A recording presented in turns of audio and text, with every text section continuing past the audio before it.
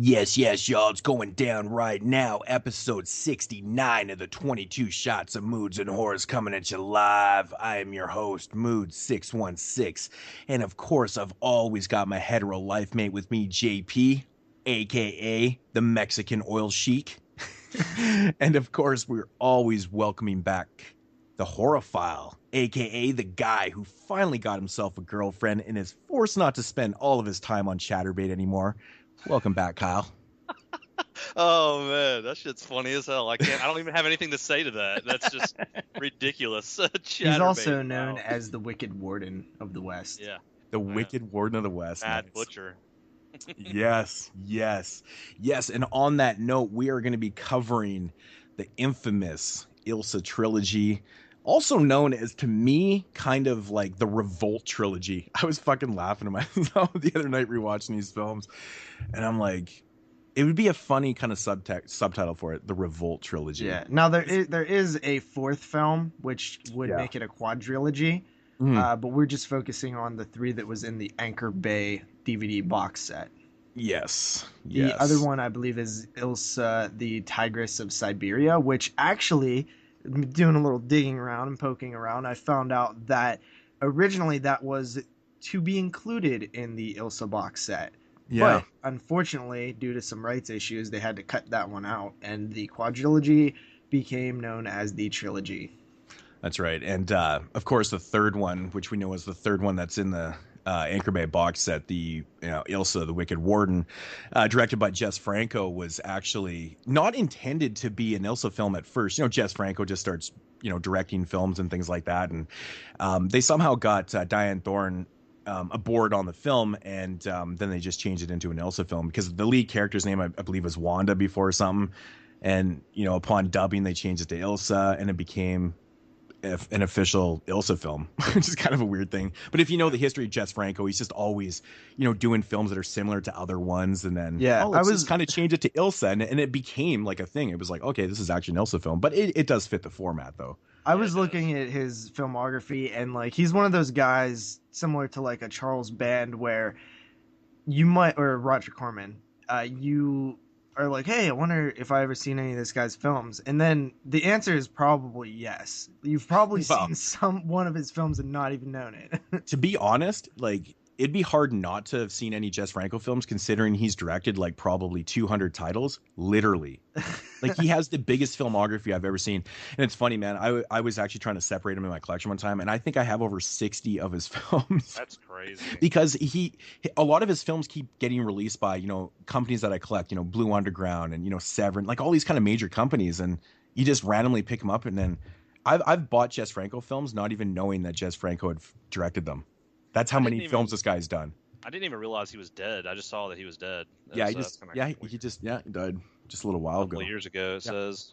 Yeah. But I mean, when you really think about that, though, he's been directing films since the early 60s, but he never stopped. Like, right up until the time he died, he was still doing films quite regularly. It says here he directed films from 1959 to 2013 when he died. Yeah. So I know it's incredible. Some of the years in the 70s, like I think he did like 5, 6, 7, 8 films a year. You're like, what? Like, how is it even possible to do? It's so crazy. Yeah, it's like 14-day shooting schedules and shit. I know, it's just ridiculous on these minuscule budgets and stuff. But one of the things that I did want to start doing, Moodz, is since we announced what we're doing today, we should actually announce what we're going to do next week, so that I know people have said in the past that they want to follow along and watch the movies before they hear our show. So we're actually doing another remake versus original next week, and it will be Cat People. So the original Cat People and the remake of Cat People. That's right. Yeah, the original came out in 1942, I believe. I could be wrong on that. And the other one came out in 1982, I think. Something like that, yeah. Yeah. But I'm looking forward to doing that. I haven't watched the original Cat People in a long time, so I like those OG versus remake shows, man. Those are always fun to do. So yeah, they are. And that one I think is going to be cool because they're quite different films. So I'm looking forward to that. So make sure you guys check out those films before you listen to the show. And actually, there's just a few more in-house things we need to cover. One is, we're going to keep saying it for a little while, but make sure you guys who listen on iTunes resubscribe. Are resubscribing, because I know that a lot of people probably have not. And I'm gonna actually try to find a way to see if I can get back into our old feed and post like a 15-minute explanation and like blueprint on how to stay with us, because there's probably people who definitely have, don't follow the group page or don't follow some Yeah. other outlets, who are just like, why haven't they posted another episode? I'm just waiting here on iTunes and it still hasn't Yeah, so if you've posted. noticed that our show is mysteriously not being uploaded to your Well, then smartphone they anymore or actually whatever. wouldn't even be hearing this episode, so like really. True that. So we're really just talking to ourselves. But Yeah. I'm sure we'll figure out a way to, get to all those people People that are listening on Moodz' channel, because they're probably at a certain point in time, they're probably like, why haven't they uploaded another episode? And then they'll be like, oh, well, I know they plug this all the time. Yeah. Type in your channel, see, oh, they've been uploading new episodes. So we're talking to you guys. Yeah, and I will remind the people that do listen to the show on my channel, all the links are in the description. Yes. Because I've actually had people ask me in messages or comments or whatever, like, what's the link to this? And I'm like, they're all in the description. So all you got to do is just click that Dropbox and everything shows up. Speaking of which, Moodz, you're going to actually have to go back and change the iTunes link in every one of those videos. I did it on the site recently. Oh, that's disgusting. Yeah, that's disgusting. I didn't even think of that. Yeah, oh yeah, because totally. people are going to be subscribing to like not existing feed anymore. So we're going to have to do that. But also, I just wanted to thank Horaphilia and Jason for getting all of our fucking episodes up on there in record speed time. That was so cool. All of our episodes are on iTunes now. It is so cool to see them all up there. Honestly, that's a lot of work, and we do appreciate that 100%, Jason. Thank you if you are listening. That was like 67 or 67 he did in a row. Yeah. And I mean, these aren't just short episodes, so big ups to Jason and Horaphilia. Awesome stuff. Yep. Yeah. So what has been going on, guys? Well, man, I personally have been really excited that we wrapped up our episode, what was it, 68, which was the top 10 of 2015. It's nice to have that put behind us. I mean, I did so much like cram watching towards the end that now I'm just looking forward to like a whole new year of films that I have not seen. I know it's awesome. It's so strange, man. Like I didn't realize how much work it was, concentrating on 2015 films. And then, after we did the show, I was like, holy, I can pretty much watch anything I want right now. It was a weird feeling, right? Because for the past like 2 months, all we could watch was films that would be either for a show that we were doing or for a future show that we were doing. Yeah. And now it's like, last night I was like, oh my god, I can watch anything, and I watched the Fall of the House of Usher, which was, I've been wanting to get back to my Scream Factory watching, going through all the Blu-rays that I have, and I was currently, when I left off, I was on the Vincent Price collection, so I wanted to check out some of those films. And then what was funny was I went right back into another list format where we are doing a top 10 of 2002 sometime in the next few months, and I was like, well, guess I better start prepping on this. But it's fun because there's so many gems. I started watching that one that you recommended to me, Death Watch, last night, and I was really into it. I loved just the setting of it, so I can't wait to finish that one up.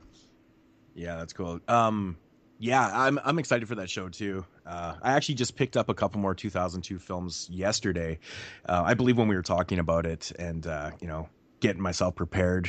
Found a couple I'd never even heard of before that looked okay. So. But yeah, I like those top 10 shows. Going to be, fun, man. Fun. Yeah. But yeah, I tell you, man, that relief though, like it wasn't even a relief. It was just like, wow, I can't believe I can watch anything. So I was just like watching random things, man. I popped in Takashi Miike's Dead or Alive. Hell yeah. And I was like, I just watched, fucking crazy shit, man. That movie. What a weird fucking movie. That movie. Well, the ending to that movie, seriously, I have to pause it. Like, I had to pause. I was pissing myself laughing so fucking hard at this one part that I literally had to pause it. And I was like, oh my God, it's so funny. It's strange. Takashi Miike, it's totally Miike film. It's just weird. But it was fun to watch something different. Let me ask you guys this. Have you watched his new film yet? What was that film called? I was going to say he has a new one. Your Dead Body? I haven't. I have it sitting right beside me. Actually, I have not checked it out yet. I was kind of watching older things, just purposely watching older things, like Yeah. You know what's funny about that is that isn't really even his new film. Because that movie's been out for like 2 years now, and it just got a release. Yeah. So. Yeah, that funny. Actually got announced like a year ago by Scream Factory. I actually won a copy of it from Jeremy.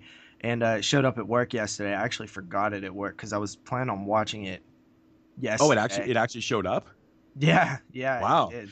I've been hearing lots of good things about it. I heard it's just kind of one of those kind of mind fuck deals, like very typical Takashi Miike, I believe. But I'm curious, man. The premise sounds really cool on it. Yeah. I feel like Miike is kind of like them like Jess Franco or something with like as many movies as that dude puts out. He puts out like 3 movies a year or something crazy like that. But the crazy thing about him is that his movies are actually a little more budget, and and he has long, like, epic type films that are like 2.5 hours long, and like, where the fuck do you find the time to do these films? Like, Franco would shoot 80-minute films, but it would cost him $9, and he'd use the same cast for 6 different films. Yeah. It's like, okay, well, we're shooting this one, we have this cast right here, we're just gonna I have these other scripts that are not even fully done, so we're just gonna shoot all these movies right now, and then we'll just make like 5 or 6 out of them. And I think that's what he used to do. But Takashi Miike, actually quite crazy, with the effects and the action scenes, and like, he's putting films together that are pretty damn legit. Guys, I was gonna say Yakuza Apocalypse, like, as weird as that movie was, like the storyline, it was like a very, very well made movie. Like, it looked very, very good. Like, I know, like high budget type stuff. So that's what he does. He never always amazes me. Always amazes me when I watch one of his films. I'm like, damn, dude. Yeah, I'm like stoked. I'm like stoked to watch his movies, even though I know I'm going to go into it being confused as fuck when I get out of it.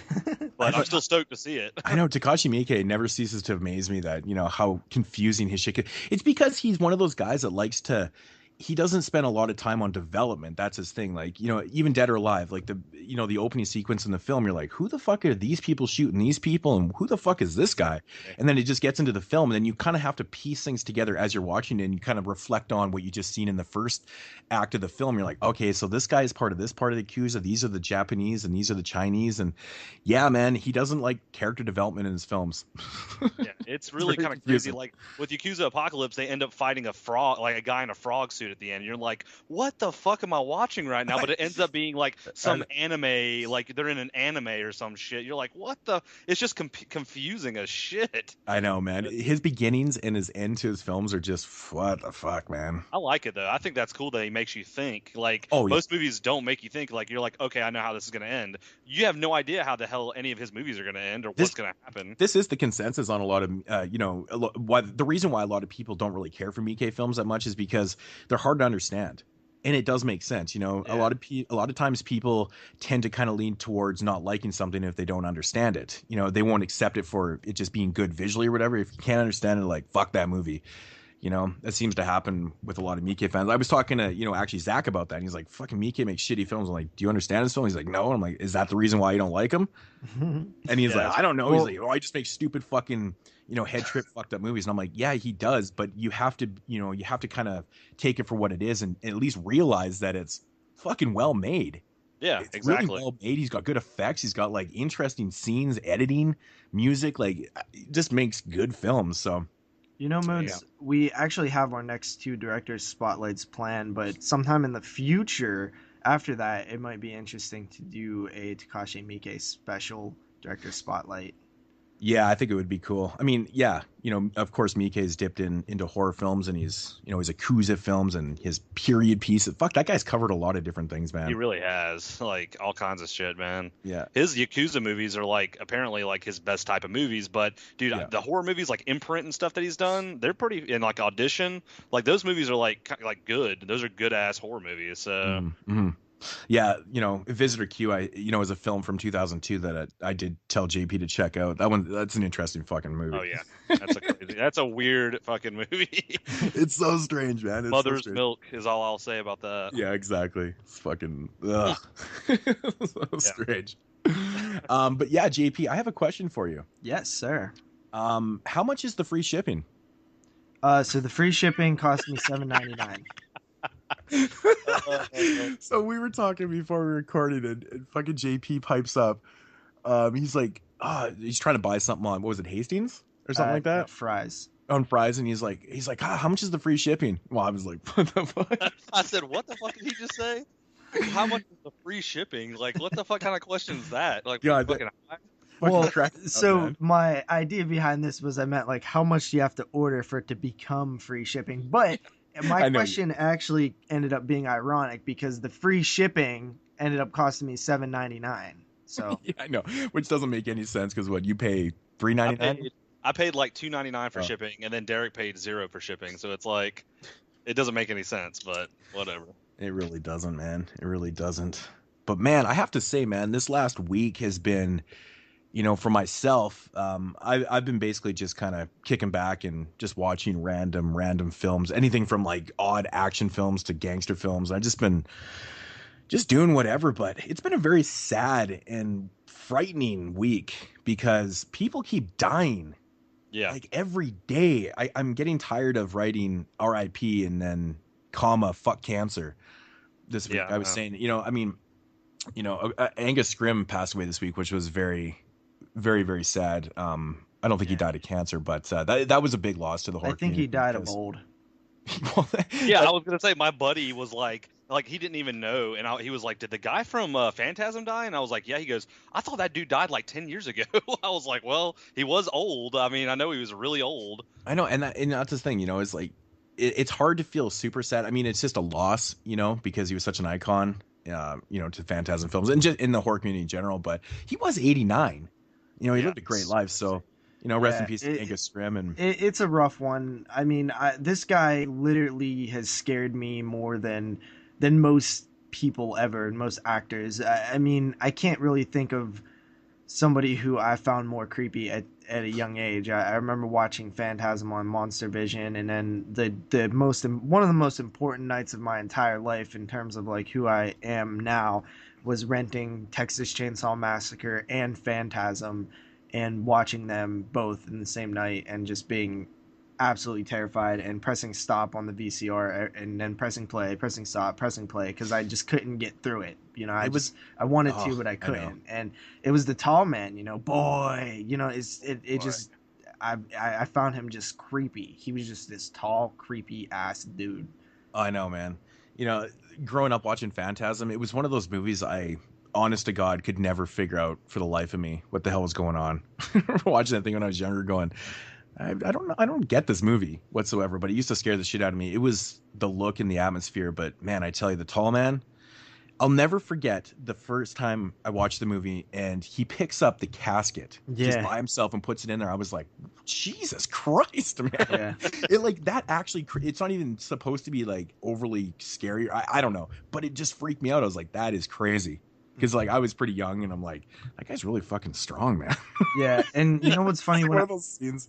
When I rented it on VHS, it actually was a very old copy that had been watched a bunch. So it even made the film look older and more grainy and creepy than it was if you would see it on DVD or even a less watched VHS version. But that scene, that's when you're kind of first introduced to him, and he picks that casket up, and you're just like, dude, what in the fuck? Yeah, I know, man. It's crazy, man. And it's so something crazy. Else? I heard that he couldn't have been a more nice person, too, from all the people that have met him at conventions. Yeah. I swear to God, the day before he died, I was talking to this girl at work who isn't the biggest horror fan in the world, but, she started working there, and I found out, like, she likes horror films, and she liked Phantasm a lot. And we were talking about, like, how cool it would be to, like, meet him the day before he died, And we were talking about, like, how these legends like Wes Craven keep dying, and it sucks because I wasted my time and I never really went out there to these conventions and tried to meet any of these people, and now they're all dying. And the very next day, fucking Angus Scrimm, I wake up, I check Bloody Disgusting in the morning, and I never do that either. I mean, I wouldn't say never. It's not something I normally do. But I actually went to Bloody Disgusting. I was bored. I had a little bit of time to kill, and there it was, headline, front page, rest in peace to Angus Scrimm. And I was like, you know what? First thing I thought was just like, man, and then I thought, like, I wonder if Phantasm 5 was done. Some of the first comments that I saw, after reading about Angus Scrimm's death was, man, was Phantasm 5 finished? People are so worried about the film. It's like, but I mean, that's understandable for the fans. Well, because you start thinking like, well, if it isn't finished, then are they ever going to release it? And if they release it, then then It's we're already not going been to like see such a his long. last moments on film. I mean, to me, it's going to make it that much more powerful if it is finished to see like this was his like final go at the tall man, and we've come such a long way, and to really see it all kind of play out. I think even if the movie is like not the best thing in the world, there is like benefits of appreciating sort of the legacy of the tall man, Angus Scrimm. Yeah. All I mean, the hard work and stuff. Yeah, I think that from what I've read and what I've gathered, I was doing a little bit of research. I think it is done. It is done. I think they finished the film, so I don't think that's really an issue. But I'm looking at it now. It says they finished it, but it got delayed until this year to be released. Yeah, I think they were probably doing a lot of like digital post-production on it.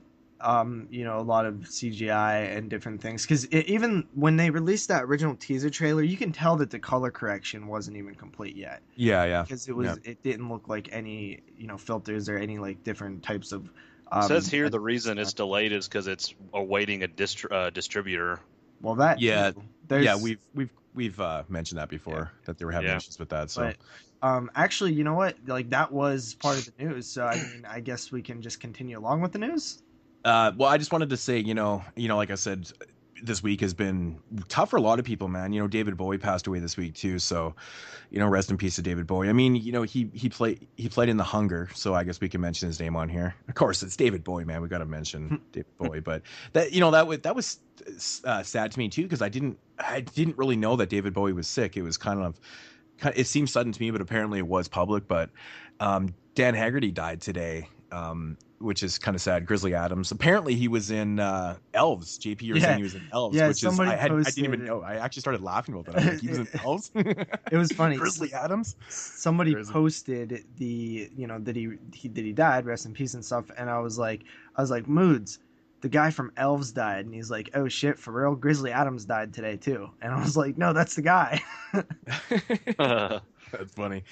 And last up for the rest in pieces for this week, which is a segment I don't want to continue doing. Yeah, if we have a segment like the rest in pieces of the week, that's fucked up, man. Yeah, I know, man. The amazing Alan Rickman passed away from cancer. Fucking sad, man.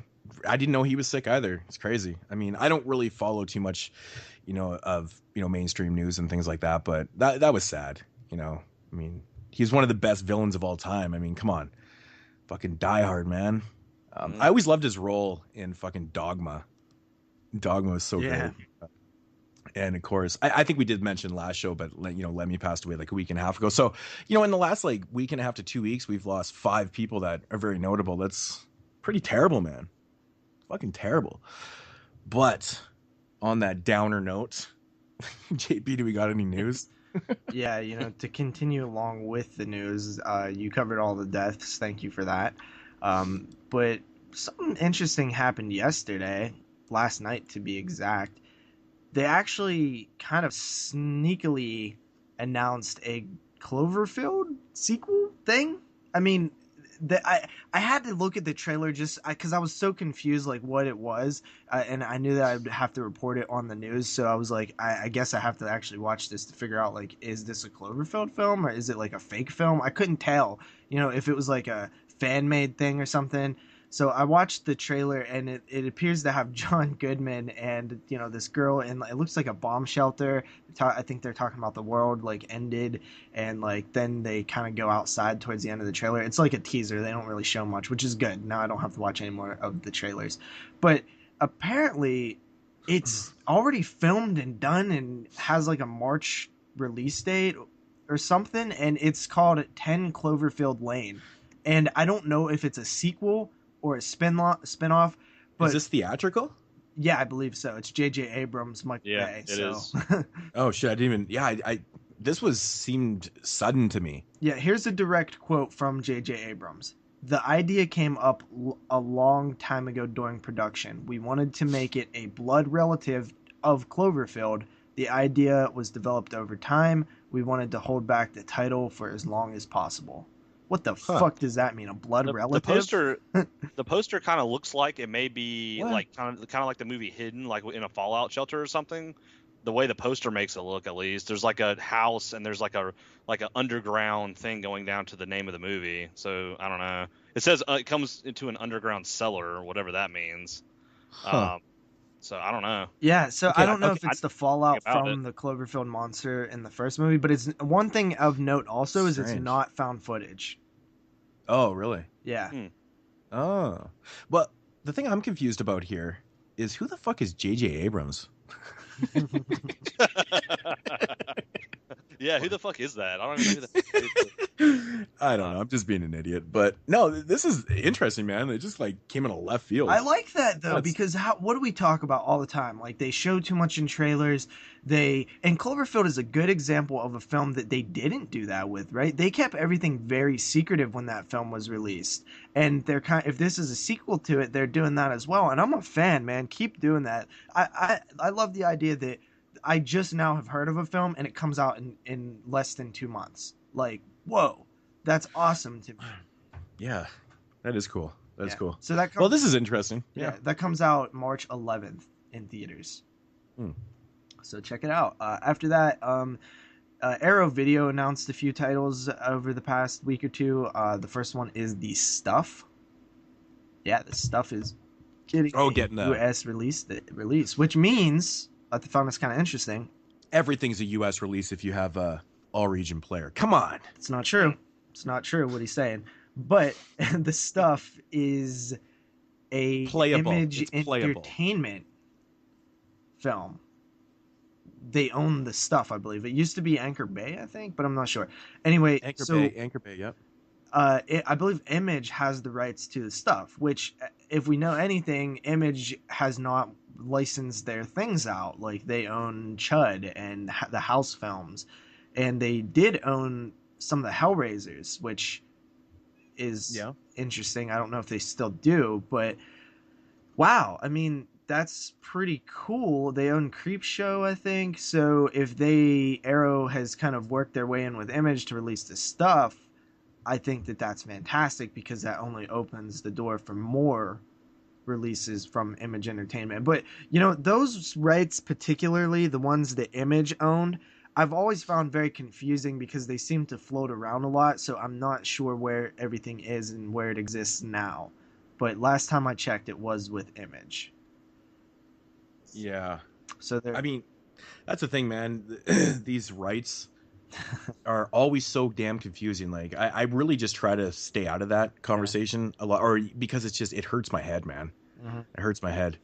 That's the thing, man. Arrow just seems to be picking up a lot of really great stuff in like all types of, you know, different genres and stuff. Like, they're recently going to be releasing.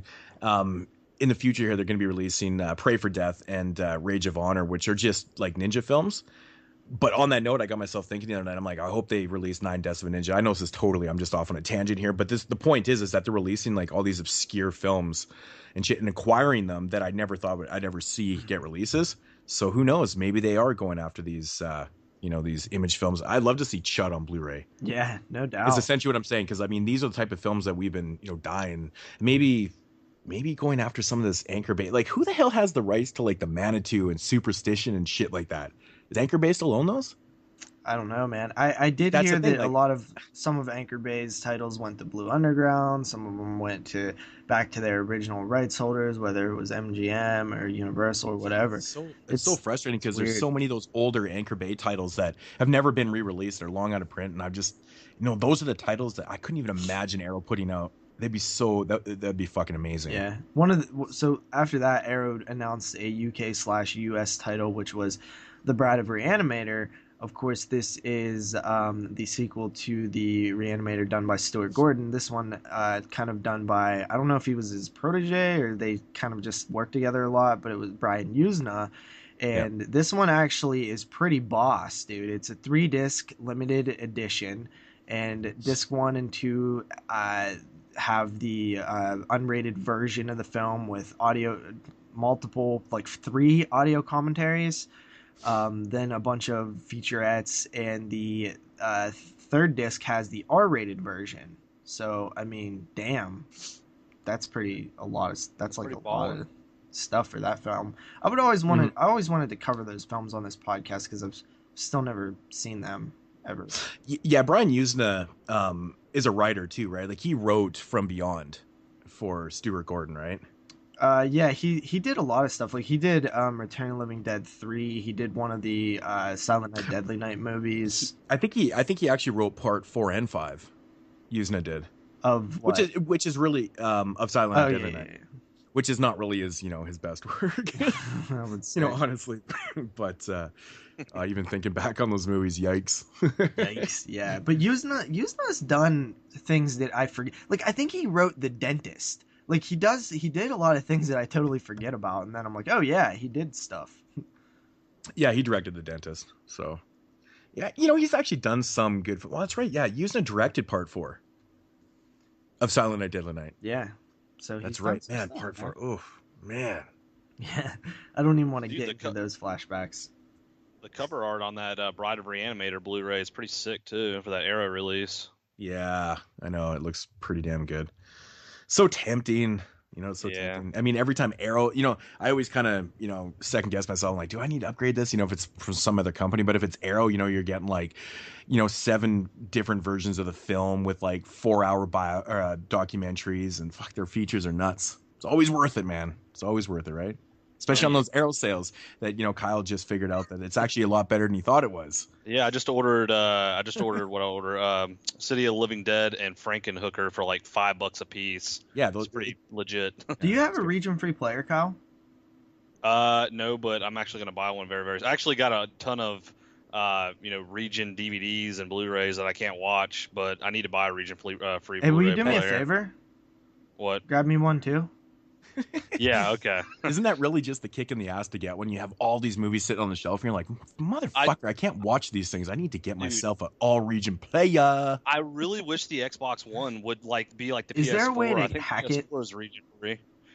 I wish, man. Like that's the only thing I use to watch movies. And like I remember I bought Clown, the movie Clown. I bought it from Zavvi. It was like a limited to 500 Blu-ray. It was like it came in a red case. Oh, you bought I got it and I was like, fuck yeah, I'm gonna fucking watch this. And I popped it in and it was like, this Blu-ray will not play in your Blu-ray player. And I was like, okay, That's well, exactly what maybe there's an unlock. Yeah, well, so. it did. I think it's it did. It was like, this is the wrong region for this Blu-ray player or something. Playable. And I was like, I bet I can crack this and fix it, because some Blu-ray players you can change the region. Yeah, well, it used to be easy with DVD players, but Blu-ray players, I guess, are a little bit harder. They won't let you. Yeah. So it sucks. I just bypass all that bullshit and just buy the all-region Blu-ray player. I'm definitely gonna buy one soon. Yeah. So. Okay, so let's move on here. Tales from the Crypt. This had made the rounds multiple times last week. All the sites were reporting on it. The first response was yay, and then the second response was nay, and then the third response was like, yeah, I guess.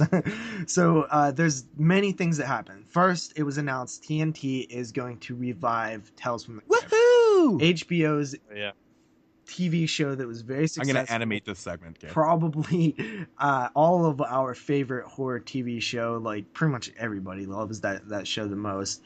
It was coming back, and I was like, okay, well, it's coming back on TNT. TNT used to be TNT used to be explosive, awesome TV, man. I mean, it played Mad Max all the time. I saw so many horror movies on Monster Vision, and then they changed their slogan from like TNT, which is obviously like explosive action, to we know drama. That was their slogan. I was like, get the fuck out of here.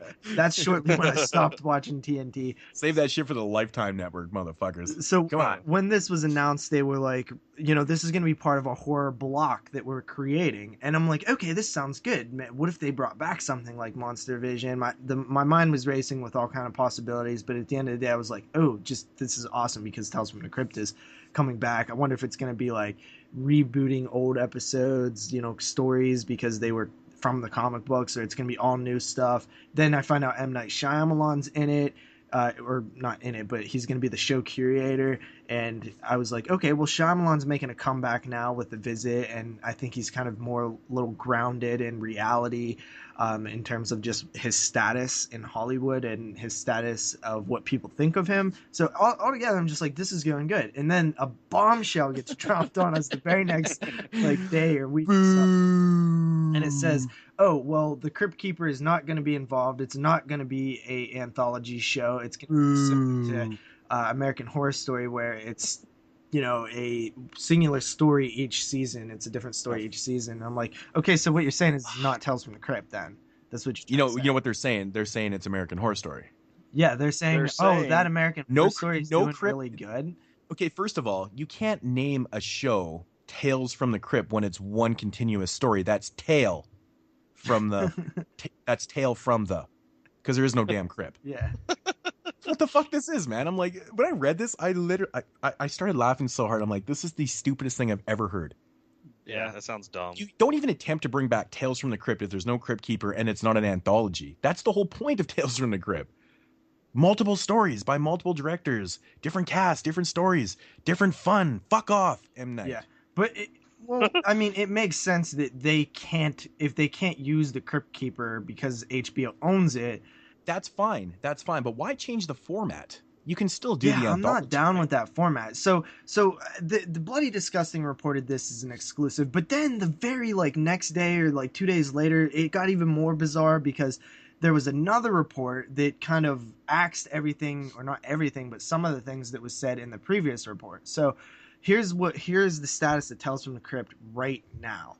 And M. Night Shyamalan addressed this topic on Twitter when somebody asked, like, well, whoa, what the fuck? Why no Crypt Keeper or whatever? And he said that they can't do the Crypt Keeper because HBO owns him. But they are going to have a new host that will be cool and dark, and that, basically he said that it's going to kind of be like an old man with a hood next to a fire, which to me sounds like the Vault Keeper, which was there were three things in the Tales from the Crypt comics who would tell the story. It was what that sounds like to me? The Vault Keeper sounds like and the Witch.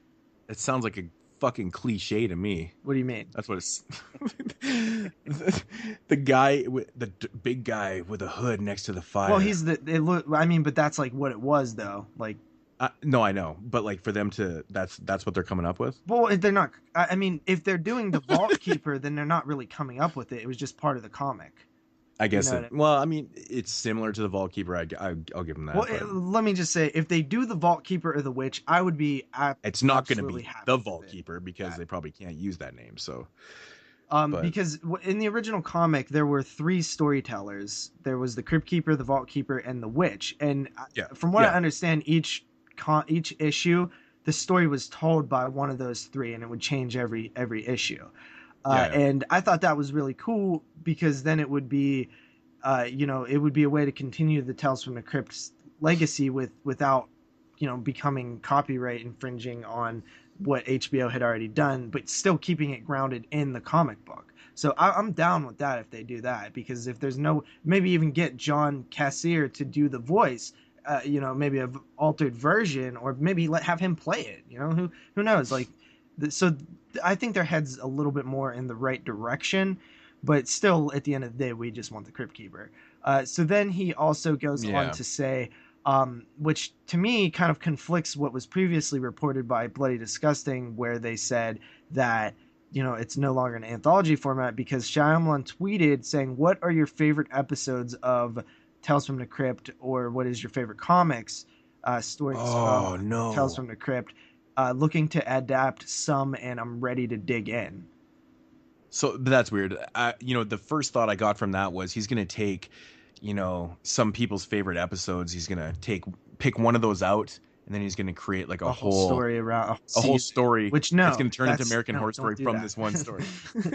There's not enough. There's not enough story in those short episodes to do that with. Well, that's where M. Night would have to come in. He'd throw in some twists here and there, and Well, if you listen to this whole history, this whole why does this have to be so damn confusing? It's like an M. Night movie. This news is an M. Night. Yeah, I know. That's what I'm saying. It's so confusing. It's totally M. Night, and only this would revolve around M. Night Shyamalan.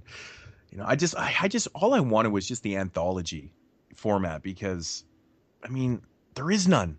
Yeah, there is no anthology shows on it. I mean, we have all these horror-related shows, and they're these continuous stories, which is fine. But why can't we just have that anthology one? Yeah, I mean, that's what a lot of people I'm hoping want. for. And maybe by the backlash that initially happened, maybe they did pump the brakes and resort everything. It's just frustrating trying to figure this out, because I just want them to say, okay, guys, just fucking around. We're just throwing some twists in there. It's actually anthology. Yeah, well, gotcha. It's going to be 13 episodes. Was that as good as The Sixth Sense? Now, what if they did this? What if it's a 13 episode anthology story with an overarching main story attached to all the mini stories, similar to how they did with Friday the 13th, the TV series, or something like that? Would you be okay with that? Yeah, that's a little bit better. Yeah. Okay, so basically, when he says, "What is your favorite Tales from the Crypt comics or episodes looking to adapt some that's the key word, and I'm ready to dig in." To me that says anthology, because how the hell are you gonna adapt some of them in one fucking season? You know what I mean? If it's one story, so I'm down with them doing reboots or retellings of old comic book stories or old episodes, as long as it's been done before. You know, you look at the Twilight Zone. So, so if you look at the Twilight Zone, you know, the first reincarnate of it, which was in the early 80s, they remade some of those episodes, I think a couple of them, and then of course in the 2000s, I think it was all based off of the TV show. I mean, that one failed miserably, but you know, it's been done. I wouldn't mind seeing an episode here and there. I mean, even Tales from the Crypt. I would say half and half. If they do half of the Tales from the Crypt reboot episodes, there's still comic stories that haven't been adapted. Exactly. I was just gonna say. Plus, there's old stories that never even been done, but you know, I have no problem with it. You know, you look at the Tales from the Crypt film, you know, with the Christmas episode, and it got adapted into a short episode and stuff like that. So you know, it works. Yeah. So I mean, that was in the first season. I think that was the second episode of Tales from the Crypt, On Through the Night, right? It was actually the pilot.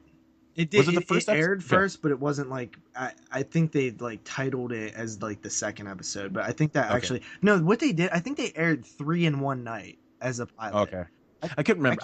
I think the way it plays out on the when you get the seasons on DVD, I think it's the second episode. But my point is that it was adapted straight from the film. Yeah, and this is what M. Night also, he said one more thing. He said, "I'd never make Tales without CK, meaning Crypt Keeper. Will be a new take on him, as the puppet is property of HBO. Promise he'll be cool and dark." He said promise, so we're holding him to it. Promise. I want to like M. Night. I really do. I really want to like him. I don't. That's so mean. Like, you can see how hard he tries. Dude. You want to know what? I like the guy for trying with things. Like, he tries very, very good. Like, he tries very hard, but he usually fails miserably, and it's really hard to, like, you know, I don't see how the companies, like most of the companies that, like, release his movies, even keep giving him shots at it half the time. Like, I don't hate the guy. I think that he has a passion for making movies. It's like Eli Roth. Like, Eli Roth is a good director, and he makes not a lot of crappy movies, but he gets a lot of shit, you know? And, you know, companies like production companies probably see that, and they're like, well, you know, let's go ahead and let him make another one. But I mean, I don't know. M. Night Shyamalan really hasn't made any movies that I really cared for, other than, you know, The Visit was all right. You know, good. Sixth Sense, and I'm so different. The Happening was the worst movie I think I've ever seen. I'm so different. I'm so different than that, though. Like, if I was running a production company and I was looking to hire some people on, I would hire Eli Roth in a second, because you know, and not just based on his abilities to do, you know, pretty good films. It's just the fact that he's always in the news. You know, you're right, Moodz. Bad publicity. Your company would be a success, because exactly what you're going to say. Exactly. And it's always out there. Like, whatever Eli is doing at that moment is out there, and everyone knows about it. And like him or not, chances are you're going to fucking watch the movie. Oh, yeah, definitely. So, and it's good to have people like that. I would hire, my first 2 employees would be Eli Roth and Rob Zombie, because they are so damn talked about. So many people love them. So many people hate them. And, you know, all those fucking haters out there, guess what? They've all seen the movies. Yeah, and Eli Roth's an example of, like, somebody that, like, you know, I like, personally, me, I love Eli Roth movies. Like, I do. I've loved, like, just about anything he's put out, but he does, like, get a lot of hate. Like, and you see that in a lot of his, you know, a lot of, like, him being out there on the news and stuff. It's like, oh, great, another Eli Roth movie. Like, a lot of people like to hate him, but he's still, you know, he's a good director. But M. Night's a little different. Like, M. Night, he's not a bad director or anything. He's not a bad writer, but there's a lot of movies that like a ton of people just don't like. I mean, I don't like half of his movie catalog, to be honest with you, but I'm not saying he's a bad director or writer. I just personally don't like it. I mean, I don't know. Well, M. Night, I think, I feel bad for him because what happened was he created The Sixth Sense, which was like a huge movie and everybody loved it. This is before we knew the stigma of M. Night. And everybody said, like, this guy is the future. This is the next Quentin Tarantino. This guy is going to be doing big things. Imagine that pressure, right? You're like, wait, I kind of got lucky on this one, guys. Like, don't hold me that high. And then he comes out and he tries to, like, do it with Signs. And then, like, it was still pretty damn popular. Everybody was still really into it. Signs wasn't bad. But I mean, it wasn't horrible. In retrospect, we look at it now and we're like, well, it was kind of stupid. And yeah, kind of cheesy. But when it came out, nobody was saying that. Nobody was saying, like, everybody took it very serious and it was still held in such high regard. And what happened was slowly people started realizing, like, wait a minute, this fucking guy ain't even any good, you know, or like at least, you know, he's not as good as we thought he was. So I always kind of root for him to make a comeback because I like the underdog story. I like the people who have been down in the dumps and kind of make a comeback. So when I seen The Visit, I was like, please let this continue because I want to see good things happen to this guy. I feel like he got a shitty end of the stick and he was expected to be way better than he actually was based on his early runnings in Hollywood. And I just want to see him make stuff that he wants to make and not have the pressure of like Hollywood and the big machine pushing him in directions. I mean, and that's the thing about M. Night is like he comes out with like some good movies and then he comes out with like really shitty movies. Like he came out with Signs, which honestly Signs really wasn't that bad. It was a pretty decent movie. Yeah, it's not and then terrible. he comes out with The fucking Village right after and it's like a shitty movie. I mean, I fucking hated The Village. And then he comes out with Lady in the Water. He's coming out with I just think the you know that's a perfect example of a film. I didn't think it was like terribly made like most of his films. There's a lot of suspense in the film. There's no fucking payoff. Like, I mean, I think it's just such a letdown. Yeah, I think that's the biggest problem. He tries so hard. He tries so hard for these amazing. It's the pressure of the twist, though, right? It's the pressure that people expect it from him. And it's. I don't even know if he wants to do those. He had one good idea for a twist, and he's like, and then everybody ran with it, and I think he's just like, I gotta fucking come up with a twist, so I got to. Yeah. You know what I mean? And then he comes out with fucking After Earth, which Will Smith said was the biggest regretful movie he's ever done. What? It's like, Jesus, that kind of probably left a bad taste in everybody's mouth. Which film was that? The movie After Earth with Will Smith and his kid. Like Will Smith said openly on, in the media that was the biggest regret he ever had in his movie catalog was doing After Earth. Well, if you look at Will Smith's filmography, man, that guy like doesn't do any flops. That guy is like a star. It's fucking crazy. Every movie he's in is a big hit, and it's generally good. Yeah, Will Smith. Will Smith's actually a good actor. Yeah, he is. Because he's actually a good actor. He came a long way from the streets of West Philadelphia. Well, yeah, I mean, fuck. I mean, I still watch The Fresh Prince, man. I love that shit, man. So, he's just a fun guy, but he's a good actor, though. Yeah. You guys, I always think like, I think when Saw came out, with James Wan, I think there was a lot of talk about him being, like the next kind of like big director type deal and stuff like that too. He was still doing, pretty minor indie films, I guess, minor stuff, and then Insidious, but. I don't think that he's really kind of, been, I don't know what the right word for it is. I don't think he's really kind of failed in his filmography. At all. I mean, even say what you want about his Fast and the Furious film made a shit ton of money. It might not be for us, but it's definitely for a high percentage of the population. That's what I'm saying, man. Like when he directed Saw, everyone's like, holy fuck, like you got to check out this James Wan guy. This guy's like, he could be the next big thing. He puts out Dead Silence, good film. He did a movie called Death Sentence, which I don't think a lot of people saw. It was in the same year as Dead Silence. And you guys ever see Death Sentence? I have. It's with Kevin Bacon. No. It's a good. It's not a horror film. It's like a revenge film. Yeah. With Kevin Bacon, it's fucking good, man. It's a good film. It's very underrated. So another great film. Then he did Insidious, of course, The Conjuring, Insidious 2, blah blah and blah. And now The Conjuring 2 is coming out, and he's and this guy is not Aquaman. Yeah, he is attached to Aquaman, and that's the thing. Like James Wan, like all this talk about all this hype and stuff, he hasn't really failed. So it's kind of an interesting contrast, really. Yeah, go figure. There's going to be a Saw 8 coming out this year too, with him directing it. He got paid more fucking money for Fast and the Furious than he has for any of his previous films combined. So I mean, good for him. Good for. But that does him, make dude. That does make sense. Yeah. Though. Let's continue on here. Tales from the Crypt, please don't disappoint. And M. Night Shyamalan, where I know that it's so cliche of you to disappoint. I know it is, but you're not going to this time. I'm fucking don't do it, dude. Krampus, Moodz' favorite #1 film of the year, is getting a Blu-ray release February 23rd. Yay! Oh, wow.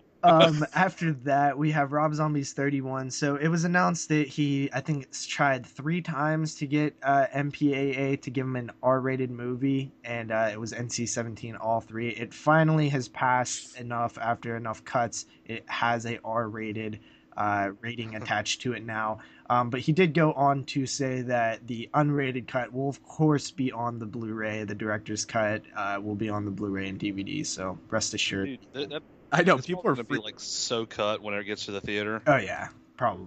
You know, and that's the people are freaking out, like, what the fuck, man? Blah. I'm like, just cut the fucking movie down for theatrical. Who cares? Because we're gonna get the unrated version when it comes out. Rob's like, why are people bitching too much about I'm this? not like, worried about it because look, I won't even get a chance to see it anyways. It won't come here, so I don't give a shit, man. The first time I see the movie will be on media, and it'll be the uncut version. So yeah, well, whatever. I'm not complaining. The Devil's Rejects is an intense hardcore movie that was rated R, and then, you know, if you watch the unrated cut, yeah, it's crazier, but this gist of it is still in the theatrical cut, so I'm not worried about it. There'll still be enough there to hold me over until I see the unrated cut.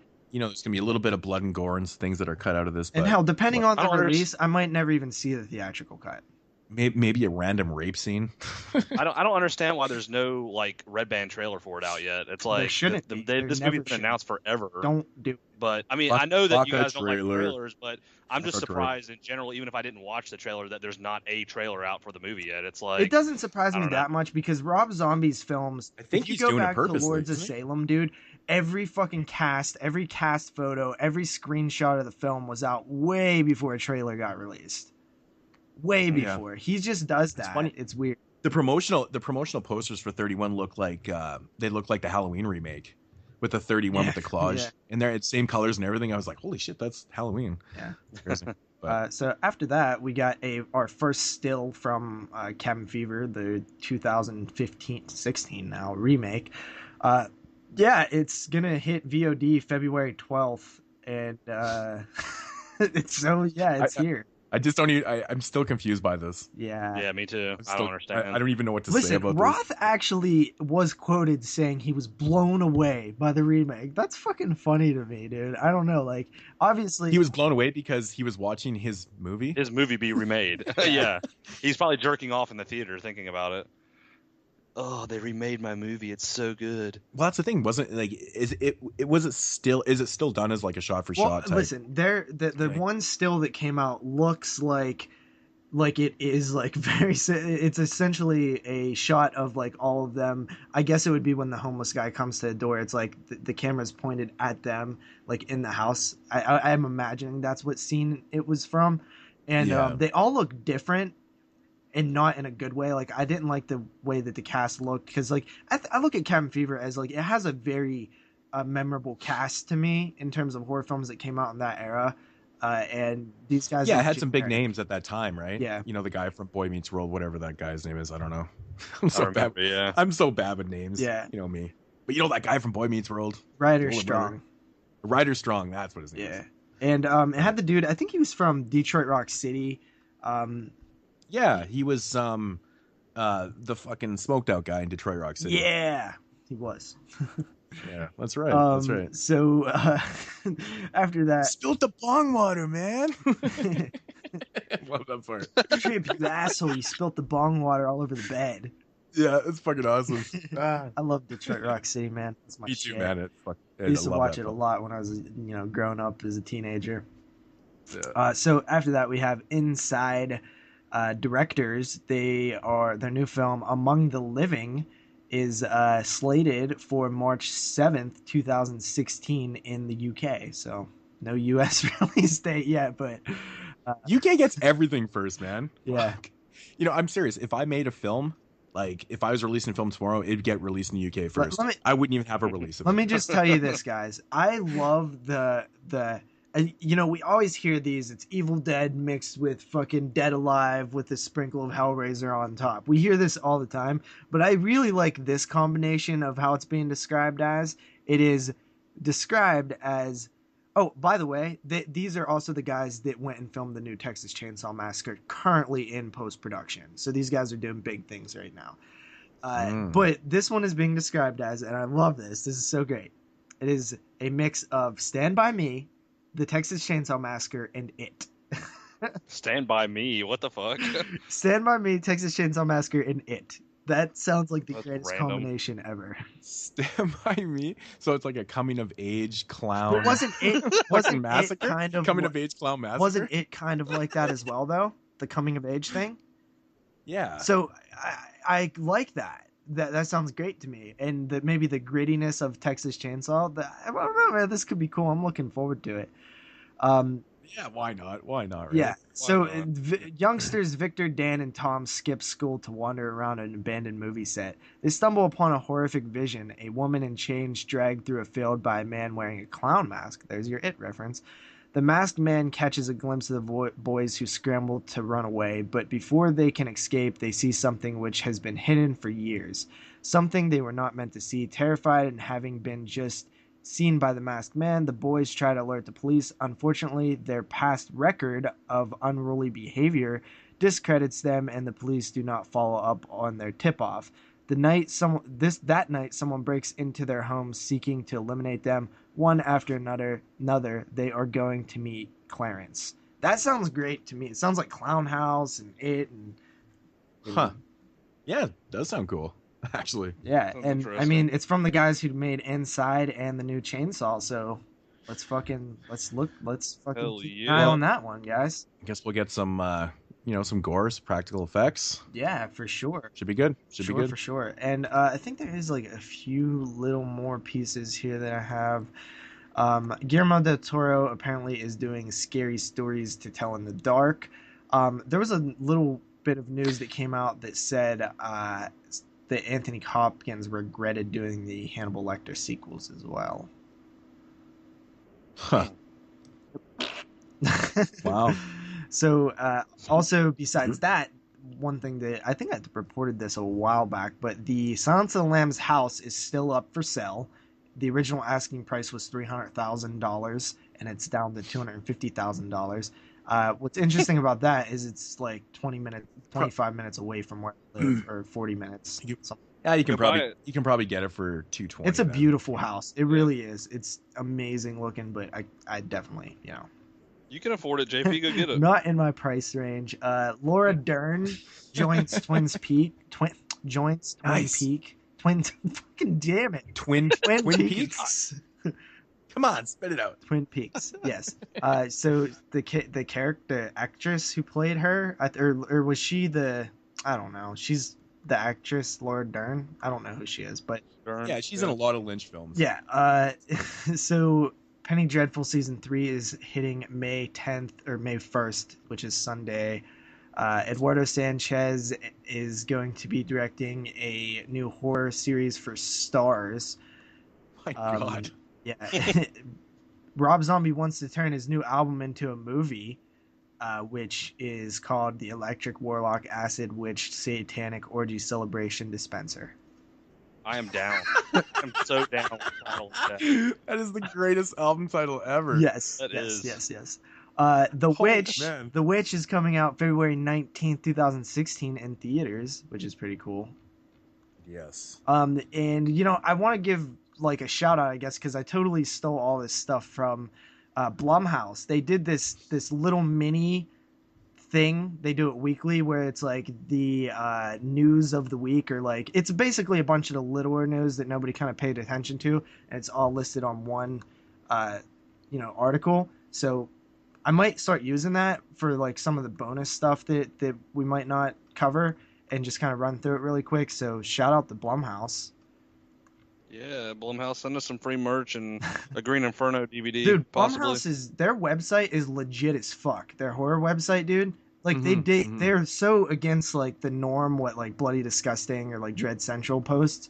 Like they have a lot of other fun little things that's not necessarily news specific, which, you know, there so many websites are just dominated by who can get the newest story or whatever, that it's cool to see them go against the norm and kind of just focus more on cool articles. Yeah. Cool. That wraps up the news. That's it. That's it for the news. Wait. Alrighty. Wait. There's one more piece of news that I forgot about. Fright Night. You're gay, documentary. The coming out. You're So Cool, Brewster, the story of Fright Night. Why would they ever make a documentary on Fright Night? Is it really that big a deal? Fucking rights it is. Depends who you're talking to. I just said that to piss Moodz off. But the guy who's doing this documentary also did the documentary that we still yet to see called Leviathan, the story of Hellraiser and Hellraiser Hellbound 2. Which, oddly enough, I've never really heard anyone talk about. It's because UK. It got released in the UK in this. But you think you would hear someone from over in the UK talk about this in a video. I hear it's amazing. It's weird. It's 476 minutes. Jesus Christ! Wow. Yeah, and it's like a this Lord of the Rings film. Fright Night, and focusing on the sequel of Fright Night, is also it's similarly long, I guess, which is fucking insane to me. Wow. So yeah, that's pretty cool. It got announced. I don't know when it's coming out, but it is announced. And also, finally, Puppet Master Access Termination, the third in the Axis trilogy from Full Moon Entertainment, and it's like the 11th Puppet Master film, I think. Yeah, it's the 11th. Count Puppet Master versus the Demonic Toys. Not part of it. Yeah, which is stupid as fuck, by the way, that it's not part. Well, I've even heard that out of Charles. Yeah, but you know why he says that, right? Because it sucked. He literally licensed the stuff out to be made by. I guess it was made by different people, but that's what I'm saying. Mean, yeah, he used two of his own properties, you know. Figures. So it's currently at $33,000 raised with out of a looking for 50,000 with 7 days left. Man, $33,000. They could make like at least 4 Puppet Master films out of that. Honestly, with that money added to what they already have for the film, which I would assume is probably about $70,000 to $100,000, I would think that this would be one of the best Puppet Master movies since the original. Well, you would think, anyways. Yeah. We'll so see. if anybody wants to contribute to the Indiegogo, you know, I'm still behind. I haven't seen the last one, the 10th one, but I'm always going to be a fan of Puppet Master, even though like they're pretty bad, most of them. Yeah, I know. It's one of those series that you just can't stop watching. Yeah, I always get excited when a new one's announced, and for the most part, like I have been wanting to revisit them, but I'm saving them for when we inevitably cover the 11 films on the podcast. We might have to break that one up into multiple parts. Yeah. So did you mention that? No, I think we got good stamina, man. We can do it. Yeah, we can do it. We're gonna do the Howling film.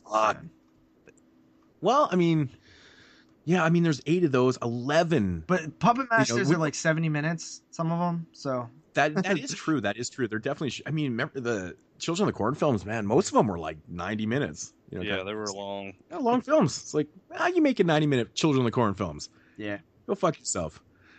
But I think we can do it, man. We've done it. I mean, the Howling, there's only 8. Yeah.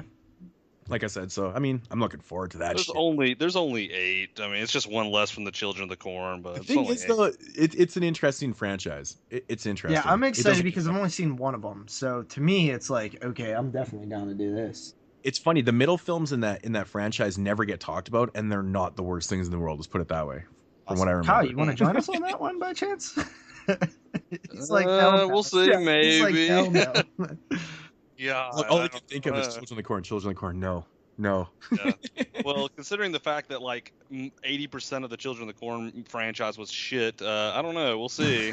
Yeah, it's shit, but some of it was pretty damn entertaining, though. Yeah. It was funny. Yeah, they were funny as fuck, most of them. Yeah. But yeah. All right. So that is it for the news. You didn't mention that Quentin Tarantino announced he wants to make a horror movie. Dude, what is up with that? First of all, did anybody actually read the article?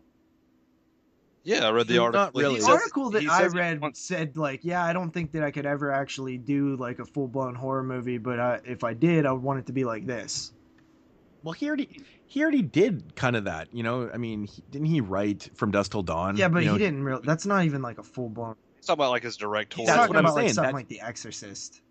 Oh, I see what you're saying. But no, just him saying I don't think I could ever do a full blown horror film. Well, he proved it with From Dusk Till Dawn because it's like 2 different films. Yeah, but technically he didn't direct it, so. No, he didn't, but he wrote it. Yeah. So And he it's his acted. story. So. Well, But- so is that this?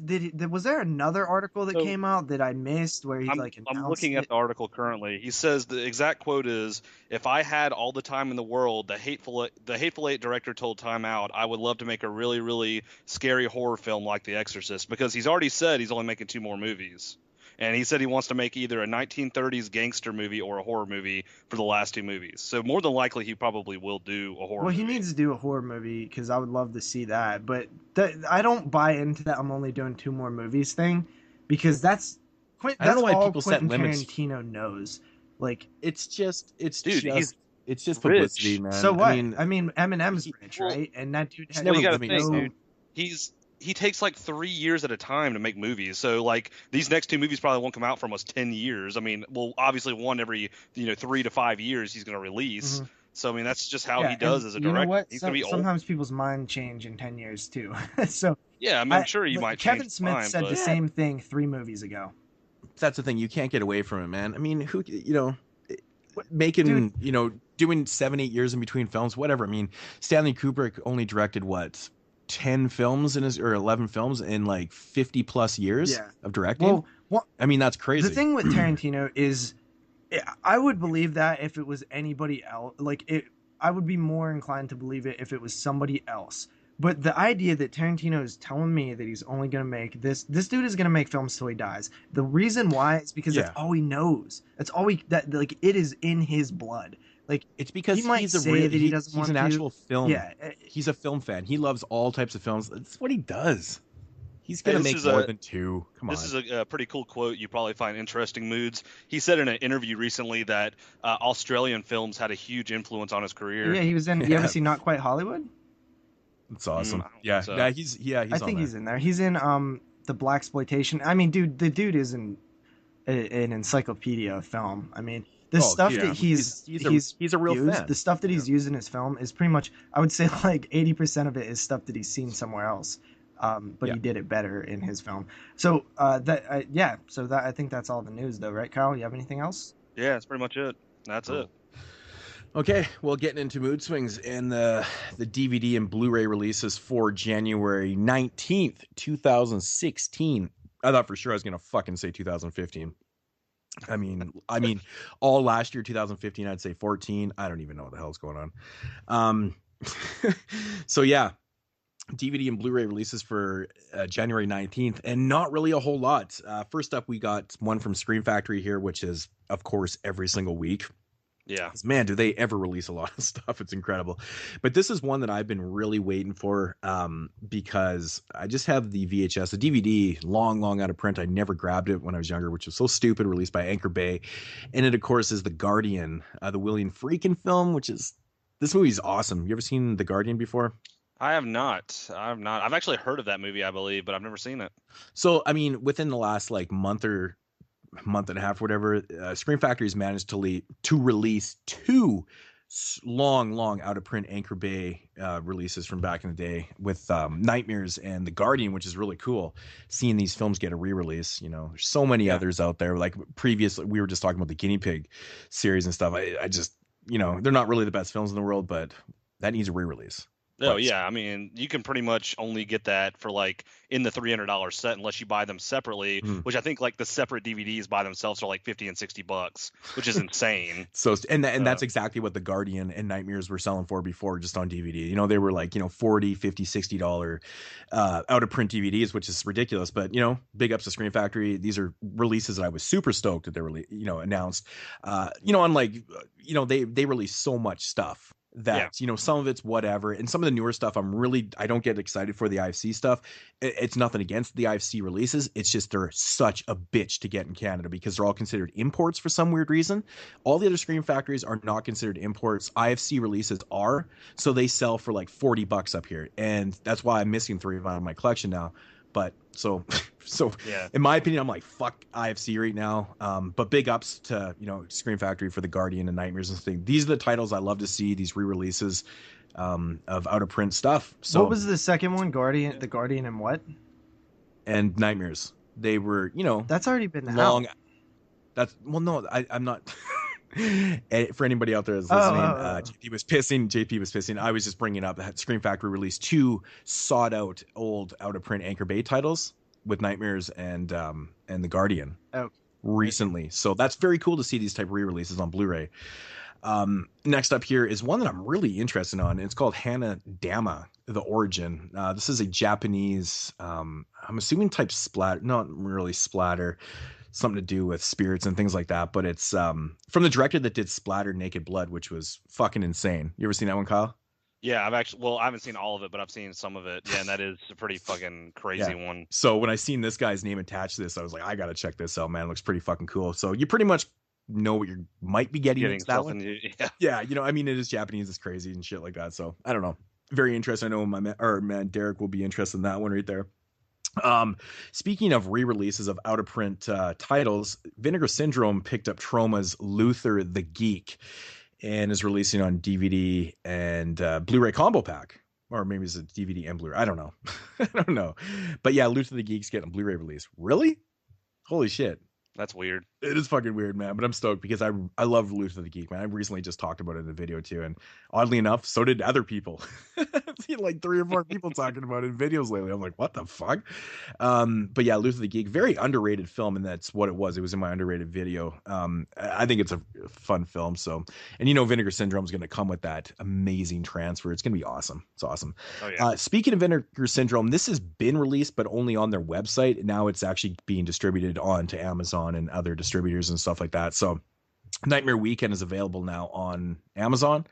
So if you didn't pick up that re-release, again, another Troma title. Nightmare Weekend, not a great film, actually pretty bad, but super fun. I'm really curious to check out the transfer on this. I heard the transfer is just fucking silly. Every time I hear the word weekend in a movie time, I always think about Long Weekend for some reason. I don't know why. That just reminds me, like the word weekend always reminds me of that movie for whatever reason. That's actually a good movie to reference back to because that's an Australian flick. That's awesome. Oh yeah, it is awesome. I watched it like a couple of weeks ago. It's pretty good. I liked it. I just love all the subtext in that film. There's so much more going on in that movie than you think it is. Like exactly, it's so cool, man. When you can rewatch that film and kind of pick out things, it's an interesting one to discuss and kind of dissect. It's one of those type of films. So, but yeah, Nightmare Weekend, get a Blu-ray release, pretty fucking awesome. And pretty much last up for the releases, there's like, oddly enough, we haven't done releases in a couple weeks due to Top 10 show and the time off and stuff. But the previous weeks, there was tons of fucking releases. We would have been doing releases for like 20 minutes. But not this week. This week seems to be the downer week. And this one is being released by Maverick Entertainment and it's called Dead End. At least it's an original title. Again, here, I'm going to go search Dead End. What is going to come up? Probably the mid-2000 Dead End film. Yeah, that's what I was gonna say. That's what probably will come up. That's what it reminds me of, at least. I know, right? When I first saw that, I was like, "Are you kidding me?" Dead End, really? But that's pretty much for the releases for this week that are on here. So, for anybody out there that wants to pick up Straight Outta Compton, I do highly recommend that Straight Outta Compton, and it is the unrated director's cut. I don't know what's different about this version. I think from what I previously read, there was like another 20 minutes in the film or something, which is crazy. Oh wow. Or so it might not even be that. So don't take my word, but that's what I'd previously read. So who knows if that's what they went with. So, which is already like a 2.5 hour film. So this is like going to be an epic. But I wanted to mention Straight Outta Compton because it was one of my favorite non-horror films of last year. I actually saw this in the cinema and it was really kind of taken back with how well they did the story and how much they really did focus on the group and not individuals. They introduced the characters in the film, and I thought that was really, because it's about NWA. It's not about Ice Cube or just Dre or Easy. Like, you could make movies specifically on those guys, but they did focus, and they did it properly. And I thought the acting in this film was fantastic. Like, dude, really, really. Ice Cube's son looks so much like him. It's ridiculous. Oh, it's stupid. It's stupid. It's crazy. It's like perfect. But he really was. It's so crazy. I'm glad that he got that part too. Because I know Easy's son tried out for the part of Easy, of course, and they didn't accept him. So, he probably sucks at acting or something. That's what it is. This is a Hollywood film. They want good acting. That's the thing. So it makes sense. But Straight Outta Compton, check it out. Awesome film if you haven't. And that is going to do it for the releases. There's really fuck all this week for releases, which is kind of sad. Like I said, previous weeks, man, there was so many. Like, we're talking like, break your bank release weeks. So, but getting into the voicemails did you pick a release of the week? Oh shit, I didn't. I totally didn't.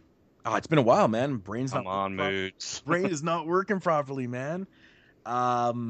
Yes, my release of the week, and I'm going back to Scream Factory for this one, and it is going to be the release, The Guardian, for the reasons that I stated before. A long sought out of print title that's getting re-released, and it's a good film. William Friedkin, man, with The Guardian. Awesome. Yeah, it's a film you don't hear many people talk about because I don't think a lot of people have seen it, to be honest. Yeah, it's kind of but a lot of stiff competition. Yeah, I know, right? Luther the Geek and Nightmare Weekend, Dead End. How original is that?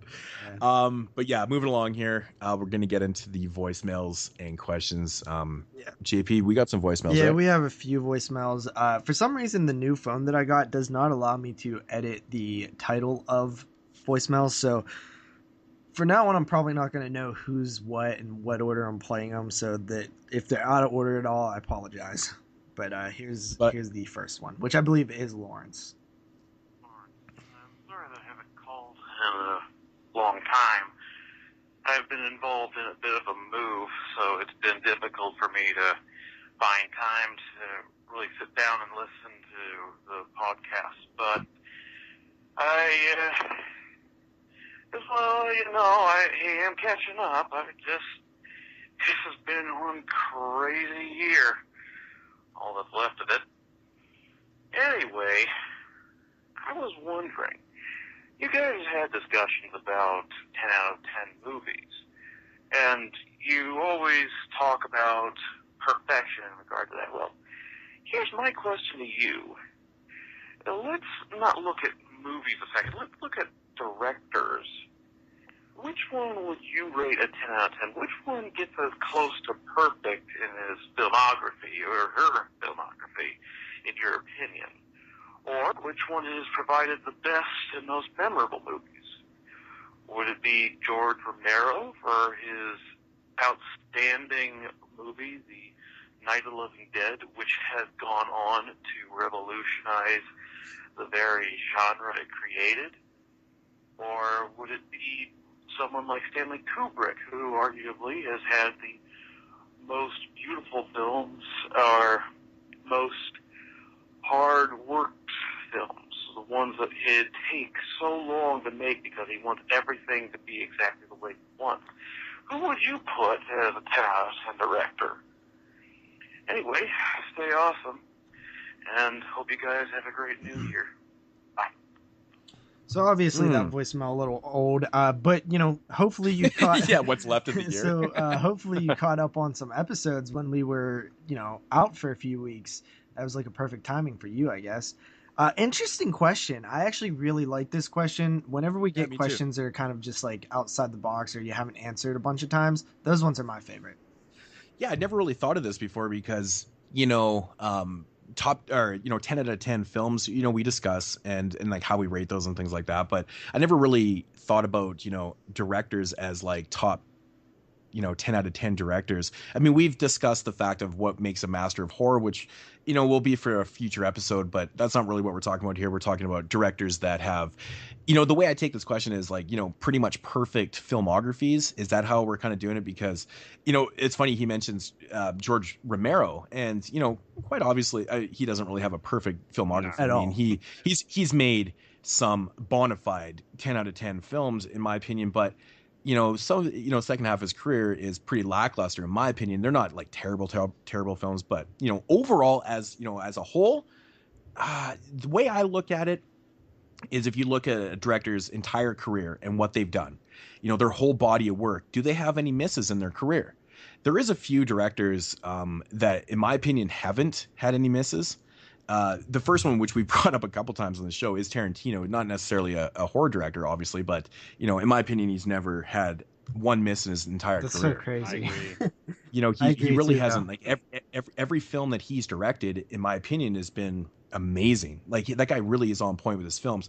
Now, the guy that I did want to mention and bring up in this was I really thought about this last night, and I was like, damn, man, I'm kind of going through guys, and I'm like, no, that was a miss.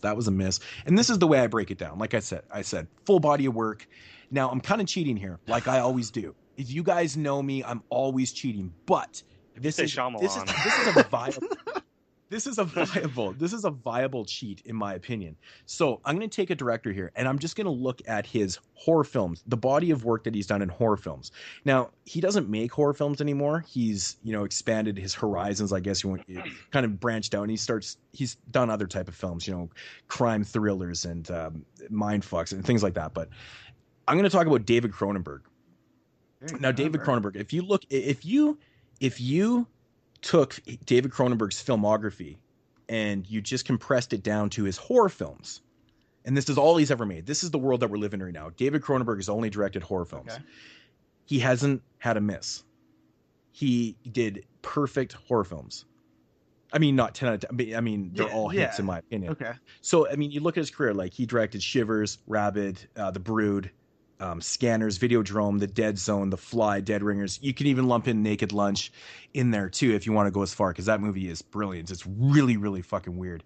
But that body of work right there, not one miss. And I wanted to focus solely on the horror elements of his career. And personally, he's never had a miss. And I couldn't think of too many other horror directors out there that have had, I mean, and if a director's only done one or two films, I don't really think that counts. I mean, I'm looking at a bigger body of work here. Actually, we need to define that. What does count? Like, how many do you think they need to have for it to count?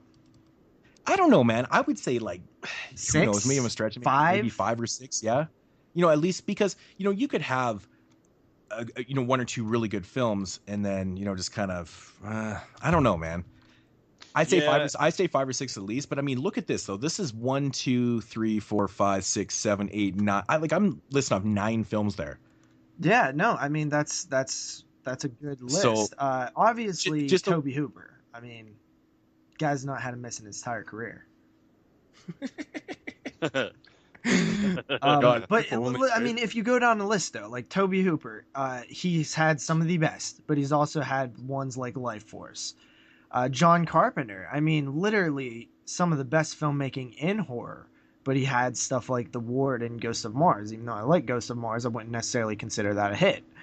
George Romero, I mean, might have some of the most incredible films in his filmography, yet he has some awful films in his filmography if you count, some of the later zombie ones. Argento, I mean, is all of his films hits? I think not. Dave Z might say that they are, but from what I hear, no, they're definitely not, man. Phantom of the Opera is a bona fide piece of large shit. If you go to Hitchcock, I mean, he had two bona fide horror films ish. So I mean, what about David Lynch? He had like 2 or 3 that were like Mulholland Drive, Eraserhead. What was the other one? Elephant. I think didn't he do the Elephant Man? It's not really a horror film. It's more of a. It's kind of like a. I mean, it's not really. It's like a dark drama in a way. Yeah. It's a really kind of strange film, but Lynch is a good one because honestly, he hasn't really done a lot of, in my opinion. A lot of people would say Inland Empire was not that great or whatever. I disagree. I think that movie is creepy as shit. Like, it's so fucking weird and creepy. But Lynch is up there, man. He's had a long career of, hits. Going back to Hitchcock, if you take Hitchcock from when he moved over from the UK to America and started making American films, he doesn't really have a lot of misses either.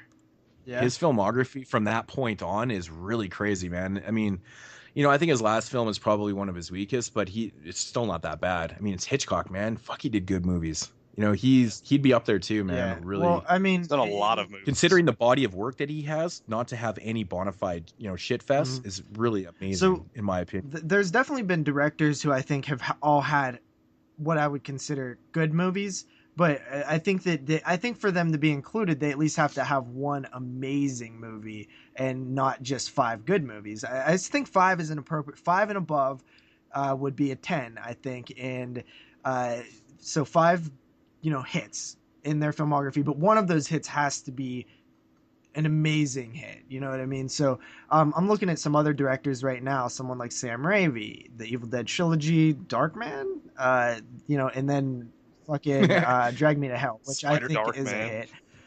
But Spider-Man so trilogy. he doesn't count. And then you have somebody like Brad Miner, who honestly has directed some decent films, some hits in there, but definitely not super noteworthy. He did Friday 2, he did Friday 3, he did House, he did Warlock, which I think is a hit. Talking about the Friday with Ice Cube, right? No. And then he did Halloween H2O. And he did the Day of the Dead remake. So there's your miss right there. So strange. It really is So strange, cool. man. That's so strange. Yeah, and then you have somebody like Tom Holland, who did Fright Night, Child's Play, a TV movie called The Stranger Within. He did Thinner, The Langoliers. Most of his horror films I consider good. Yeah. But is he there? I'll tell you the one that I'm looking at, though, that I think is a 10. All right, you ready for this? The House of a Thousand Corpses, The Devil's Rejects, Halloween 2, kind of a miss. I don't know. I don't consider it a miss. And then The Lords of Salem. Well, that's the thing. I have Rob Zombie written down here and with a question mark because I knew he was going to get brought up, and that's the question. Is Halloween 2 a miss? Is Halloween 2 a miss? And in my opinion, yeah. I mean, I don't, we've talked about this movie. It is. We have talked about this movie to death. And, our opinions have changed drastically over the years. Like, I mean, when I first seen Halloween 2 in the theater, I walked out and I was like, I cried. I cried a little bit. I was like, I don't understand why he did that. I was like, what the fuck, man? I was actually so upset with it because I love the remake and I was really upset with part 2. And I was like, fuck, and I kept watching the film and trying to figure it out and things. And the more and more we talk, like when we did the Halloween franchise and we talked about, and we really brought up good points and elements and things like that. But, with all that said, it's still not a hit. Yeah. Unfortunately, like I'm trying to find the best. I'm a very pessimistic person. You can talk to my wife. Like, I'm a very pessimistic person. I always look at the bad and think. I mean, in reality, in films, I try to look at the good and stuff. And I just, man, dude, that one frustrates me, man. It sucks, man. It sucks because if you took out Halloween 2, yeah. All right. Rob Zombie hasn't had any misses. I have in my another opinion, one then. So. All right, this one: Cabin Fever, Hostel, Hostel Part 2, The Green Inferno, and Knock Knock. Yeah, I haven't seen Knock Knock, and I honestly, Green Inferno wasn't. Was it a miss though? No, it's not a bad film. I mean, I shouldn't say it's not my thing. I love If Moodz didn't like Green Inferno, if you didn't like Green Inferno, you will not like Knock Knock. No, I did like the Green Inferno. I just didn't think it was great. I thought it was pretty. It's above average. All right. It was decent. Like, I would rewatch the Green Inferno. Yeah, I thought it was. I thought there was a lot of good elements to it, but. I didn't think it was the greatest thing in the world, and I'm not just saying that. Like, I give it a fair shot, of course. I love me some cannibal films. I love that. It was basically his kind of letter to cannibal Holocaust. It's like a homage film. It totally is, and I get it. And yeah, so I guess that one just comes down to whether you would consider. Well, you haven't seen Knock Knock, but I definitely say it's a hit.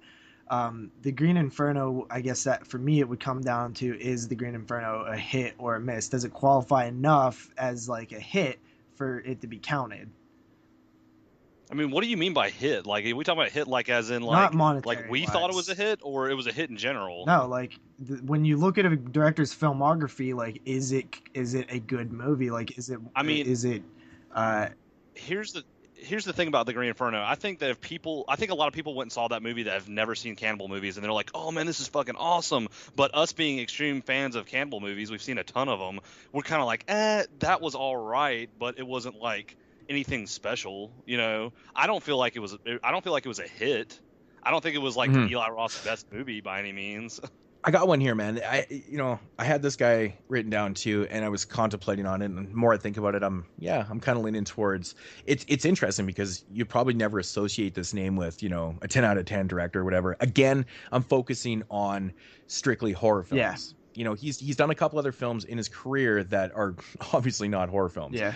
And I'm talking about Don Coscarelli. See, he was next on my list that I had. So, I mean, let's break this down. Phantasm 2, Phantasm 3, 4, Bubba Hotep, Incident on and Off a Mountain Road, of course, was from season 1 of Masters of Horror, and John Dies at the End. And I haven't, well, of course, no one's seen Ravager yet, but we're focusing on the films. I haven't seen either Bubba Hotep or John Dies at the End, but I hear that everybody likes them. So that seems to be that's it right there. That's a 10 director then, if that's the they're hits in my opinion. John Dies at the End is criminally slept on film. I think some people have seen it, but man, dude, you never hear anyone talk about it. It's a really strange, odd film, but very cool. Yeah, it's a very cool film, and it was a nice comeback for Coscarelli because Coscarelli hadn't done anything since the Masters of Horror episode, which was 7 years earlier, and that was his first full length feature in 10 years. And so honestly, mad props to him. I will say it's original. It's original as shit, man. I will say that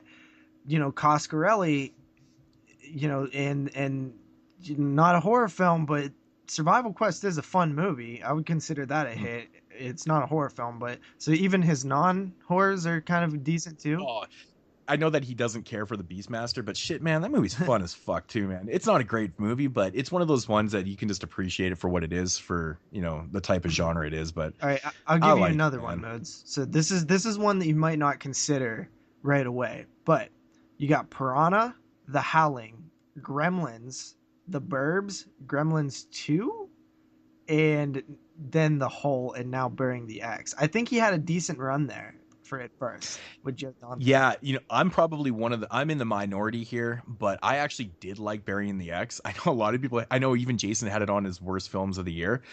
Honestly, that movie had me laughing through the whole thing. I was pissing myself. Plus, movie. Oh yeah, and but honestly, the lead actress in that film, my God, I couldn't stop looking at the screen, man. She's so hot. She's been in a bunch of things. I don't know what her name is, but I liked it, man. I liked it. Honestly, the only movie in there I don't care for is Gremlins 2. Yeah, I think that was the only real miss in there, but it's debatable with certain people because some people exactly. Totally, and I get it. I've never liked the movie. I don't know what it is. I rewatched it around Christmas time with my son, and he really liked Gremlins. He thought it was like the coolest shit in the world. Yeah. But he was losing the attention watching the second one. He's like, I got another one for you, dog. I'm gonna go play with Lego. Let me give Moodz one really quick. Okay. I got one for Moodz, and this is kind of a joke, but Mary and Dora, bro. Yeah. Cannibal, Voyage to Agatis, fucking what else did he do? Debris Documentar. Melancholy Durango. Yeah, Melancholy. That's right. Yeah. I would actually like to see that film with English subtitles because, it's on YouTube with English subtitles. Is it really? Mm-hmm. Oh, I had no idea. Yep. Man, he makes some fucking crazy. He makes some fucked up movies, doesn't he? Really he does, man. Cannibal. I personally love. Yeah, I don't know. I loved Voyage to Agatis, man. I thought that movie was great. Yeah. It was a pretty interesting movie. I thought Cannibal it could be considered like a disturbing movie, and Debris Documentar was just disgusting. Cannibal is definitely, it could be on the disturbing, and I believe that I've seen it on disturbing lists. I have to. So, yeah. I think actually all of his films, to be honest. Melancholy Durango's been on there. Voice of Goddess, I believe, was on there too. So it's got a nice string of disturbing films. Yeah, he's a weird guy. He's a weird director, man. I don't know. Weird dude. I got. See, like I initially thought when I was thinking like 10 out of 10 director, I immediately was not thinking, so much towards, newer directors. It was weird. I just never even. I thought that they haven't really stood the test of time yet. well, it's also their body work has to be smaller. If we're looking at contemporary directors, I mean, unless you're, unless there's a few directors that are doing shit like constantly, but I was really focusing on these older ones. But Cronenberg was the guy. Yeah, that's a good one right there. I think that, I think that also what becomes problematic is when you run into people like Carpenter and Craven, who are obviously geniuses in the genre, that they have such a giant body of work that there's just, the possibilities and the probabilities are there for you to kind of have a miss there. Course. Oh, of course. It's going to happen, and it does. I mean, Argento. I mean, a lot of people say that Argento hasn't made a great film since, roughly maybe Tenebrae. It goes back that far, and I disagree because I think Opera is a good film, and his love letter to Hitchcock and stuff. Do you like Hitchcock? I enjoy that film, but he does have a couple bona fide misses. So it's tough, and of course Fulci does too, because Fulci also done a bunch of different but it's he's done a couple horror films, like Manhattan Baby, not good. I have two more here that I would like to go through, and then we could kind of end it on that. So I have Kronos, Mimic, The Devil's Backbone, Blade 2, and then Crimson Peak, which I haven't seen, so that's one to look out for with Guillermo. Yeah, I was I thought of him too, but I hadn't seen Crimson Peak, and it's Crimson out. Peak sucks.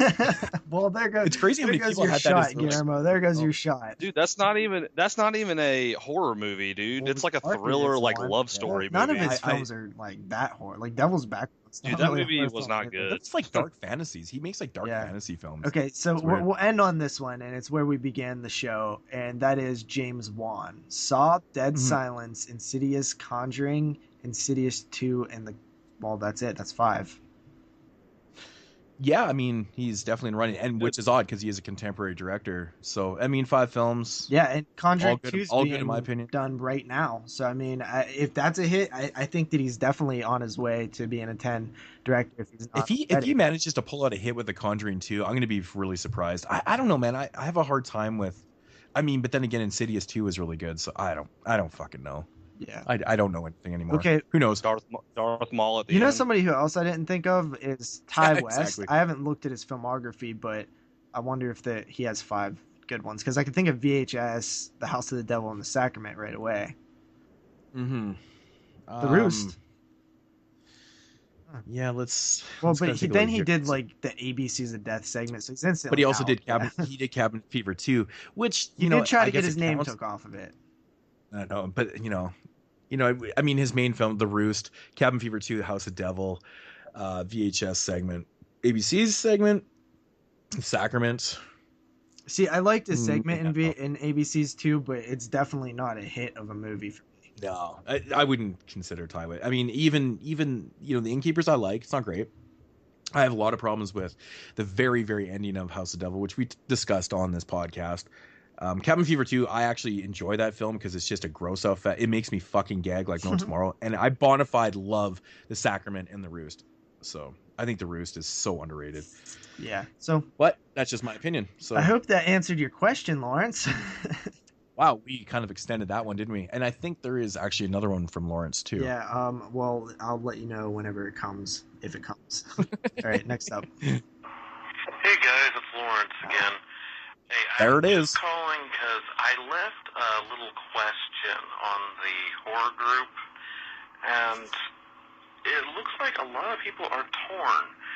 I asked which they prefer, the original My Bloody Valentine or the remake, and it seems like most people are either one or the other, and I haven't really seen a lot of movement towards either one. I was wondering, what do you guys prefer and why? Just since Valentine's Day is coming up, and it seems like a pretty good question. Which is better, original or remake? Well, I would suggest that y'all go back and listen to our My Bloody Valentine show, which, not the one that got deleted by the mysterious world of the internet, but the one that actually got completed, the one that we actually posted, which, Moodz, do you know the episode number of that? No, I have no idea. I believe it is episode number 42. But regardless, the point is we actually did My Bloody Valentine OG versus remake show. So, check that out. Our full thoughts are on there. But, just going back to it, I mean, I've stated many times, My Bloody Valentine is one of my favorite movies of all time. It really is. It's my second favorite standalone slasher. It's one of my favorite films of all time. So that pretty much answers your question right there. And the reason why I like My Bloody Valentine so much is because it's a very, very likable film. It's got great characters. It's got great character development. It's interesting. The setting's awesome. The music, the kills, the killer, everything about the movie is awesome to me. Awesome. And, it helps that it's Canadian. I'm just joking. That doesn't matter at all. But I just love every it's Canadian, eh? No, I love everything about the film. I've stated it in the review, and it's one of my favorites. I can watch it, and I will watch it again around that time. Valentine's just by Day, the ratings alone, Moodz gave it a 9.5 out of 10. So definitely he likes the original more. And I think I was questioned too, like, why didn't you give it a 10? I'm like, I don't know. It's one of those films I just don't know. I honestly, like, I love My Bloody Valentine, but there's no way to me that is a 10 film. And yeah, I don't know. It's so easy. Spec-wise, yeah, maybe it isn't. But to me, it's like, there's a lot of history with that film. I mean, I saw it so young, and I just loved it. There's so much, maybe the rating is a little bit nostalgic. Well, definitely. It definitely influenced is. Too. But some of these older films always are, because I grew up with a lot of those films. I watched over and over again. If you just take the film by itself, like how I honestly think it is one of the best slasher films of the golden age of slasher films, and that's just my opinion. But I personally think it is. It's a decent one for sure. I gave it an 8.5 out of 10. But that's not decent. That's excellent. Yeah, an 8.5 is a good rating. Well, I mean, when you compare it to the slashers of the golden age, is what I meant. It's decent compared to the best slashers, which I think like 3 or 4 of the Friday the 13th films are the best of the golden age, and Elm Street and Halloween. If you took the golden age from 1978 to 1984, I guess you have Friday 2 and 4. Yeah, so you have 4 Friday films in there. 84, I guess. If you want to include Nightmare on Elm Street, but for standalone films, exclude the franchise films. If we're adding another thing to it, like standalone, yeah, it would probably be top 3 for me. And that's the thing. There is a lot. I mean, it's comparable. I mean, I love The Burning. I like it more than the best. And that's the thing. Maniac. Well, I'm not saying Maniac is the best. 100% sure. I don't really know, but it is my personal favorite. I think it's the best. But I think, it's just. I think so. Oh yeah, it's so good. And for me personally, like, the remake, man. I do recognize that it's a decent movie. 7 out of 10. I gave it. But what did I give it? You gave it a 7 out of 10 too. But there's something about it where it just doesn't have that oomph that the original has for me. So definitely the original on my end. I like the original way better than the remake, but the remake's still fun, and it does kind of grow on you over the years. It's a fun movie. I think we talked about it in the review too. I always like the part where the guy and the girl are at the hotel room, and the chick comes running out of the hotel naked. That's like instantly the first thing I think of anytime I think of that movie. Me too, man. It's just like one of those scenes you're like, really? You're just gonna run out of there fucking buck naked? I don't know, man. It just always cracks me up, man. It's funny. Kyle, what about you? I mean, I personally haven't seen both those movies in like so long, but from what I remember, I mean, I thought the remake was decent, but or was good. I mean, but I still would say the original. Yeah. I mean, I literally probably haven't seen My Bloody Valentine since I was like in high school, the original. Yeah. So, I mean, it's been a long time, but I remember I did like it. And you might not even have seen it uncut then. Yeah, you definitely didn't if you seen it when you were little. Because the footage never surfaced until later when they put it back. So I mean, the uncut version, it's quite obvious, but I like that about the Blu-ray because you really get to see where the board made them cut the scenes, and we've it's talked like, holy about fuck, that it before. changes the entire film. It changes everything, man. It really does with the kills. You're like, if you watch My Bloody and you're like, okay, it's kind of lackluster, whatever. Yeah, it is a little bit. You compared it to the uncut version, you're like, fuck, man, it amps it up a lot, man. Yeah. It really does. And there's one scene towards the end where they cut out like a minute. There's like a minute scene, man. It's fucking crazy. Yeah. Well, one I think that me and you've both said this, Moodz, in the past. We probably even talked about it on the podcast. I think that there should be an option when you get something uncut that kind of maybe filters or like something pops up that tells you what is cut scenes. Oh yeah. Like I think that's a interesting Yeah. way to put a special feature on a disc or something. Exactly. It's a really cool idea, and I hope someone actually picks it up and starts doing that. It's cool. So let's move on here. Voicemail number 3. Hey guys, Rob from Georgia calling.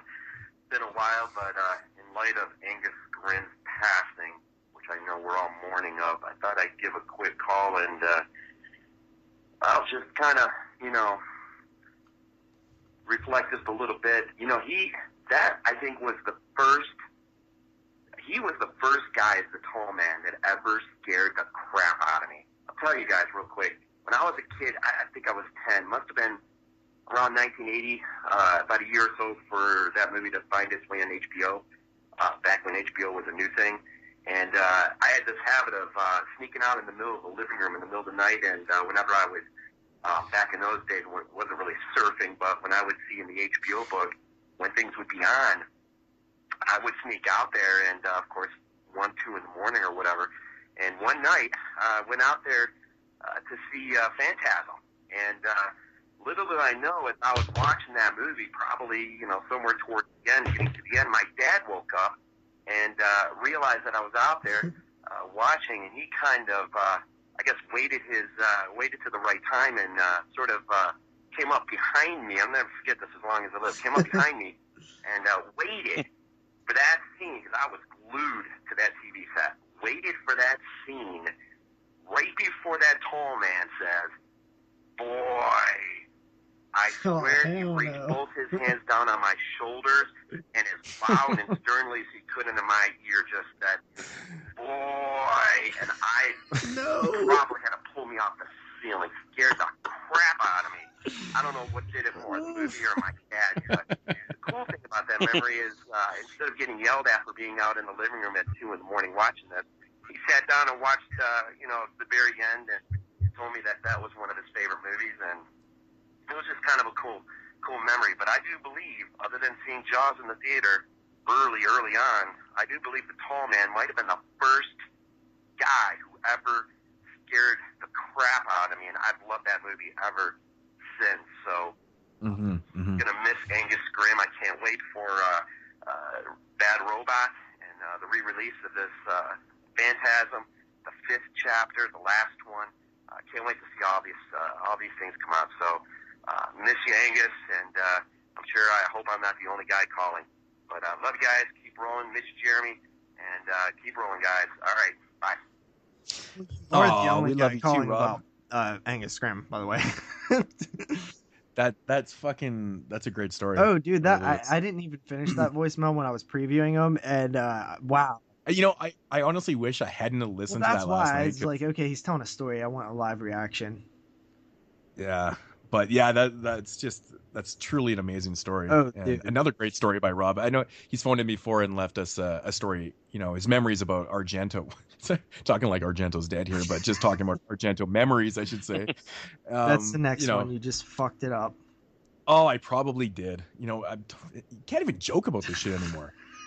It's not even fucking funny. Dude, that is a great story, though. Definitely thanks for sharing that, man. I had similar things happen to me when I was younger with like the sneaking out, like not because I wasn't allowed to watch movies, because I was allowed to watch everything, but like I wasn't allowed to be up. So, I would sneak out and turn on the TV and catch, Children of the Corn 2 or some random ass movie on TV. And I miss that. Kids today probably don't do stuff like that because they have a cell phone and they could just watch it. Yeah, you can just sit in your bed. Exactly. I used to do the same thing, get up in the middle of the night and watch just HBO shows, because that's when all the good stuff was on. Well, at least it was where I lived, but you watch HBO and it was fucking awesome. Yeah. HBO, because it seemed like every time you turn on HBO there would always be tits, and you were guaranteed to see some tits. And when you're like 10 years old, it's like that's a big deal, man. Oh hell yeah, it was. Like, damn, seeing like awesome. a Steven Seagal movie and a chick. That was the first time I ever saw a pair of tits, was in a Steven Seagal movie called Under Siege. Yeah, I was like out of the cake. 10 years old. Yeah, she jumps out of the cake and I was like, hell yeah. My dad's like covering my eyes and shit, and I'm like, no. All right, so we have one more voicemail here, guys. I'm gonna play it. How's it going, guys? It's Matt, the horror Adonis. Just calling with a question. I'm just wondering if you guys had to be any type of movie monster, which one would you be, and why? For me, I would probably pick Werewolf, most likely because Wolfman from 1941 is my favorite horror movie of all time. And I don't know, I've just always liked werewolves, and I kind of contribute that to them being my favorite movie monster because of that film, most likely. But I don't know, I just think it's kind of cool, like the whole primal animalistic thing is really awesome. The transformation is really cool, even though according to whatever mythos you follow, it can be extremely painful. So it just depends on which one you want to follow, how that would work. The only thing for me is I would like to be conscious of what I'm doing. I think it would kind of suck to kind of wake up essentially with a hangover the next day and you know what the hell happened kind of thing. But and it would also kind of suck to be dictated by the full moon. But if it had to be that way, I would like it to be where I know what's going on. So, yeah, I'm just wondering what you guys, which one would you guys pick? Interested to see what you guys would say. The thing is that you guys can go, I guess you can go basic. You can go like, you know, this werewolf, vampire, zombie, whatever. Or if you can go specific and say like, you know, Frankenstein's monster, the Wolfman, the Mummy, Creature from the Black Lagoon, stuff like that. Dracula. So, yeah, guys, thanks for taking the call, and the show's awesome. Talk to you later. All right, thank you for that. I personally think if you can watch The Lost Boys and not want to be a vampire, then there's something wrong with you. That's funny because that's exactly what I want to be. I would be a vampire too, for a couple different reasons. I mean, me personally, I'm not much of a daytime person anyways. Right? So if I got converted into a vampire, it's just like, okay, right on. I get to stay up all night. Just doing my regular thing here. So yeah, it totally works for me. But you know, being a vampire, you know, you get to keep your age, and you know, you're not all grotesque and stuff. You can still kind of function as a person. Yeah, I think vampire, man, and I really don't see a problem with drinking blood. Nah, dude, I'm down. I mean, plus you get to you get to be a super sexual being like every vampire.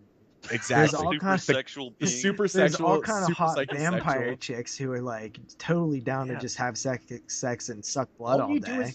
I mean, vampires, you just party, man. You just yeah, fucking sleep party all night. day, party all night, never grow old, never die. It's fun to be a vampire. The tagline The of Kiss song was about vampires. The Kiss song was actually about vampires. So they were smart, man. But yeah, no, vampires, man. You know, like werewolf, exactly. I wouldn't want to wake up every day feeling like, oh, I got fucking hungover, fucking yeah, because that transformation takes a lot out of you, man. It's like you're drinking a fucking 40 of JD. Ugh. Every day, Jesus, no, thank you. But Kyle, no, what about you, Kyle? Dude, I would probably be. I don't really know what this monster is called. I mean, obviously there's vampires, but I'd probably be Godzilla, dude, or whatever the fuck that monster's called, because like he can just like chill in the water, like dude, the motherfucker's like swimming all the time, and then he can come out and just kill a bunch of people for no reason, and nobody gives a shit, and then they start shooting at him, and then I'll just go back in the water and start swimming around again, and say fuck it. Godzilla, yeah, Godzilla's like a huge dinosaur, almost lizard type. Lizard type. Yeah, I guess he's a lizard, I guess. I don't really know what they consider him monster-wise, but yeah, I'd definitely be like a Godzilla type monster. And then you come out of the water and you can like kill people and wreck towns and shit, and then another like Mothman or Mothra, whatever the fuck that thing was called, he'll come out and start fighting your ass and shit, dude. Dude, I'd be a Godzilla, dude. That should be awesome. So many upsides. That sounds like a terrible life. Being Godzilla would be awesome because you get to step on shit. Be Hell, so awesome. You can do all of this right now. Just go kill people and step on shit. Yeah, but you're not huge. You know, yeah, I'd be like never gigantic. gain that size. I have a fucking huge So dick lift and shit weights. walking around. Yes, that's the only reason. Exactly. You know, have you ever seen Godzilla's dick? It's fucking huge. Of course, you'd want to be Godzilla. Mothra? I think lizards have their penises inside their bodies. Oh, dude, it's an invert shit, man. Kyle, you fucked up. Yeah, I guess I'd have a vagina, not a dick, right? Kind of like real life, huh? Then nothing's changing, then, right? Fucking shit. All right, so that is the voicemails. Yeah, thank you everybody for calling in. That's awesome. We really enjoy those, and those were good questions. Yeah, I agree. Thank you once again, guys. Moving along in mood swings here, and we're getting into the morbid fact. The coroner's report of weird stats and morbid facts, courtesy of Rue Morgue magazine. This weird stat is coming from the brand new issue 163, the January-February 2016 issue with the witch on the cover. Yes. So looking forward to The Witch, like we talked about in the 2015 year-end show. Ugh, I don't know how to fucking talk. I don't know what I'm saying anymore. I don't have a clue. This one just made me gag. So, you know me with my gag, and I always have to repeat. Sarah Schrock, 56, of Maryland, allegedly shaved the skin off her feet and put it into her roommate's milk. Stop. I can't even finish. Why would you do that? I know. Well, here we go. I don't know. She was charged with felony poisoning and assault after her roommate coughed up the skin while having a drink. Oh my god! It has to be the most. Was her name Ilsa by chance? I know, right? That dude. Okay, first of all, my only question is that you're 56. Why do you have a roommate? What's going on there? I'm not even concerned about you shaving your skin off and putting it in the milk. Why are you 56 and have a roommate? No, but seriously, everybody out there that that knows me knows how much I hate fucking feet. I hate feet with a passion. Shaving skin off and putting it into a milk? Ugh. Are you kidding me? What is she like? What? Like, I mean, it's not technically poisoning unless her feet were like dipped in fucking acid or something. I don't know. What the fuck was she doing that for? Like, what was the purpose of that? That's what I'm saying, because you're technically maybe just to gross out someone, or yeah, that worked. Everyone that listens is probably gagging, but what are you trying to do to your roommate? Like, you're not going to technically kill her. It's just skin. I mean, she sounds like she probably has a mental problem. I'm sure. That's what I was thinking about. I mean, that's probably why she has a roommate. Yeah, that too. Her roommate was, on the third floor. Oh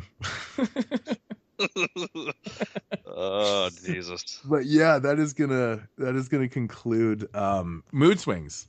Yeah. All right. Hell yeah. On that note, on that gaggable note, I'm still grossed out by that. Moving on to the featured reviews for episode 69. The sleazy show. The sleazy episode. Yes, the sleazy show. And of course, we are doing the Ilsa trilogy, and we did say which ones we're doing off the top of the show. So, getting into the first one. What is it? Ilsa, She-Wolf of the SS from 1975. Yes. Yeah. So, first of all, before we get into this, guys, I want to ask you guys a question. If you were just some dude or some chick who met me and I brought you over to my crib and I had like a giant Ilsa poster, would y'all think that I was fucked up or something was wrong with me if you didn't know what Ilsa was? Well, I mean, the first thing you would notice is a swastika on your wall. That's a little weird. Yeah. But you also notice the big tits. I should hope that you would notice the tits first, because they are very, very beautiful. That freaking poster is badass. I know, that's why I want it, but I'm scared to have it. Yeah. I don't give a shit. If a girl can't handle the type of movies I like, then I don't want to be associated with her. So we established that Kyle likes Ilsa. Yeah. All right. Just wanted to get that out of the way. Ilsa, the She-Wolf of the SS, starring the magnificently beautiful Diane Thorne, who is actually American, which I didn't know until after I watched all three of these films. Yeah, she's totally American. She talks with an accent in the movies, probably badly accented. Does her German accent? Yeah, I mean it's probably not the worst one. Yes, she's American. Greenwich, Connecticut, 1943. Wonder how she's doing. Yeah. Anybody see her recently? Yeah, I think I believe that she was at Wasteland a couple years ago. Seen a bunch of people meet her and get pictures with her, and apparently she's still pretty good looking. Yeah, she's like 80 and she still looks pretty decent. I know, it's so crazy, man. It's crazy. But yeah, getting into the synopsis of Ilsa, the She-Wolf of the SS. I'll just read the quick description here. Ilsa is an evil Nazi warden at a death camp that conducts medical experiments. Ilsa's goal is to prove that women can withstand more pain and suffering than men, and therefore should be allowed to fight on the front lines.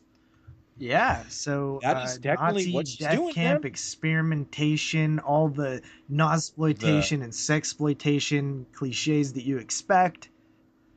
Oh yeah. That's what it is, an exploitation, Nazi exploitation film. This one just, this movie to me is like the finest explanation for torture porn. Yeah, it is. If you could ever use the word, seriously, This is literally torture It porn. pretty because much is. There's so much. I mean, that's literally what they're doing in the entire film is just torturing women, but they're naked all the time. Yeah, There's they're so much always tits and muff. Yeah, and all the movies are all naked all the time. It's kind of crazy. Like my friend was watching this with me when we were, when I was going over these movies, and he was like, "Damn, dude, he's like, this is like heaven. This is like nothing but women walking around with no tops on the entire fucking movie." It's like, I was like, "Yeah, man, it's just I've never seen anything like this shit before." The thing I like about watching this Ilsa film, man, it's like I said, it's like the true meaning of like torture porn. It really is. But it has all the elements of exploitation. It's awesome. It has like great cheesy music. The setting of the film is it just feels fucking dirty. Yeah. And it was actually, this movie was filmed on the old set of Hogan's Heroes. Oh wow, I didn't even know that. Yeah, I guess the show had stopped. They stopped producing the show, and they actually were going to tear down Hogan's Hero, the whole sets.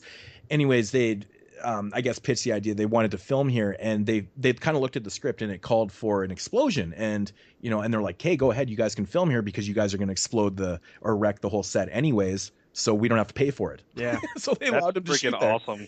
So they got the set. So yeah, I love the setting. The look is great in the film. It has a perfect exploitation type look.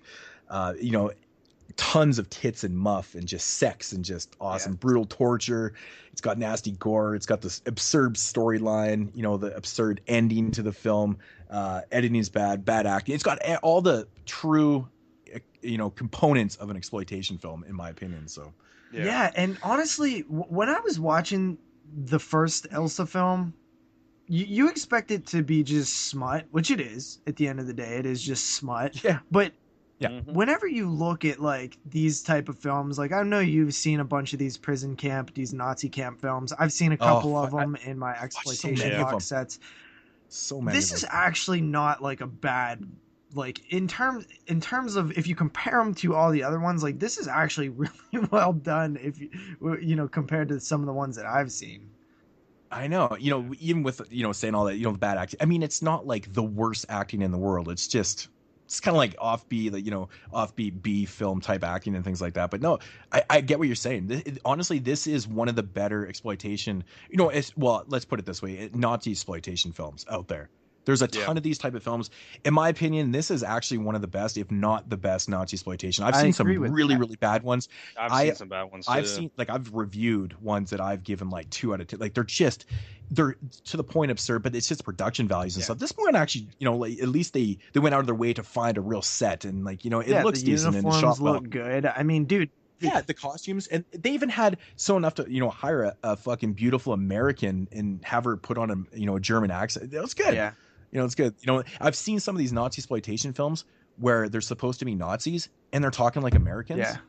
I'm like, you guys couldn't even put in the effort. Hey guys, you might want to put on a German accent. No, we can't do that. That's just too much for the film. But this one actually went out of the way to have decent costumes. And that's one thing I did notice about this film. They look legit, man. Yeah. Yeah. The costumes are legit. It's pretty cool. Yeah, pretty much a lot of things. Just about everything about this movie was pretty legit. I mean, the costumes were pretty detailed, and you got Diane Thornton on there, and the way she's like talking and things like that, with that kind of like German accent. I mean, it's like all down at the end of the day. It's it's pretty solid for what they were trying to do. It was obviously, like you said, an exploitation film, and it's pretty solid. It hits pretty hard. Like I remember watching it and I was like, wow, this is like the amount of torture and like gore and blood in this movie was like ridiculous. I was like, damn. Oh, I know. It's an evil movie for sure. Yeah. I mean, because this was literally based on, they even had the warning at the beginning of the film, this film was based on, those real Nazi experiments that they really did, to the Jews and things like that. So, the idea of this film is actually, true and stuff. Obviously the characters and things have been changed and stuff. But yeah, it's a hard film to watch because, just thinking on it, like this shit really happened. Maybe not this type of stuff. Yeah. Well, there was definitely no woman who was like leading the whole entire thing and just having there was definitely no women that were leading inmates the third or right. whatever. Yeah. They're definitely, it was basically just a big sex house. Yeah. A lot of sex and, naked fucking employees. Yeah, it's not happening. But no, I enjoy this movie a lot. Like I love the opening scene. Diane Thorpe fucking, followed by that amazing shower scene. Things like that. I just love how sleazy this. It just gets to the point right away. Yeah. Like there's no fucking around in this film at all. It's great. It's great exploitation, and What's up with her tits, man? They're like insane. Like they're insanely like just big. They're I was not like, only when she big, took off her shirt the first but they're time, not all dude, they're pretty saggy freaking either. big. You know what I mean? Like Yeah, they're like perky. Yeah, they She's look got, like like, a these- boob job before there was boob jobs. Yeah, I know.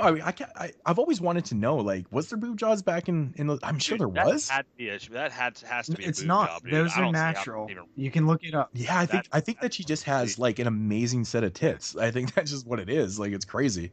Yeah. But yeah, perfect casting though, right? You know, you want that sexy, sleazy Warden, you know, the leader of the Reich, and I think it was just great casting. Yeah, Pretty awesome stuff. absolutely. And she has like a commanding, because she's not like a super young girl either. She's like kind of like, I don't know how old she was. She was about in her mid-30s, okay, I think, so or she's late like 30s when she did it. milfy-ish, Yeah. and she was very commanding, and you know, you kind of buy that she could be in control of all this, even though you know in fact that it wouldn't happen like that. But in the realm of the movie, it's kind of plausible. At least feels natural. Yeah. You know, one thing I like about this film is it's just how brutal and nasty it really is. Like, they really do test your patience in this film with the tortures, because they switch it up like constantly. I mean, one scene they're ripping out nails to, you know, just burning women in hot water, and they really do try a ton of different torture scenes. And the hot water make one you feel is brutal, man. I got a flashback to like Halloween too. Yeah, man, it's like turn it up 5 degrees, and it's like, oh fuck, yeah, that'd be painful shit. But the toenails and like, oh, dude, like the fucking castration, the Dude, I'll tell you castration, the electric dildo. Yeah.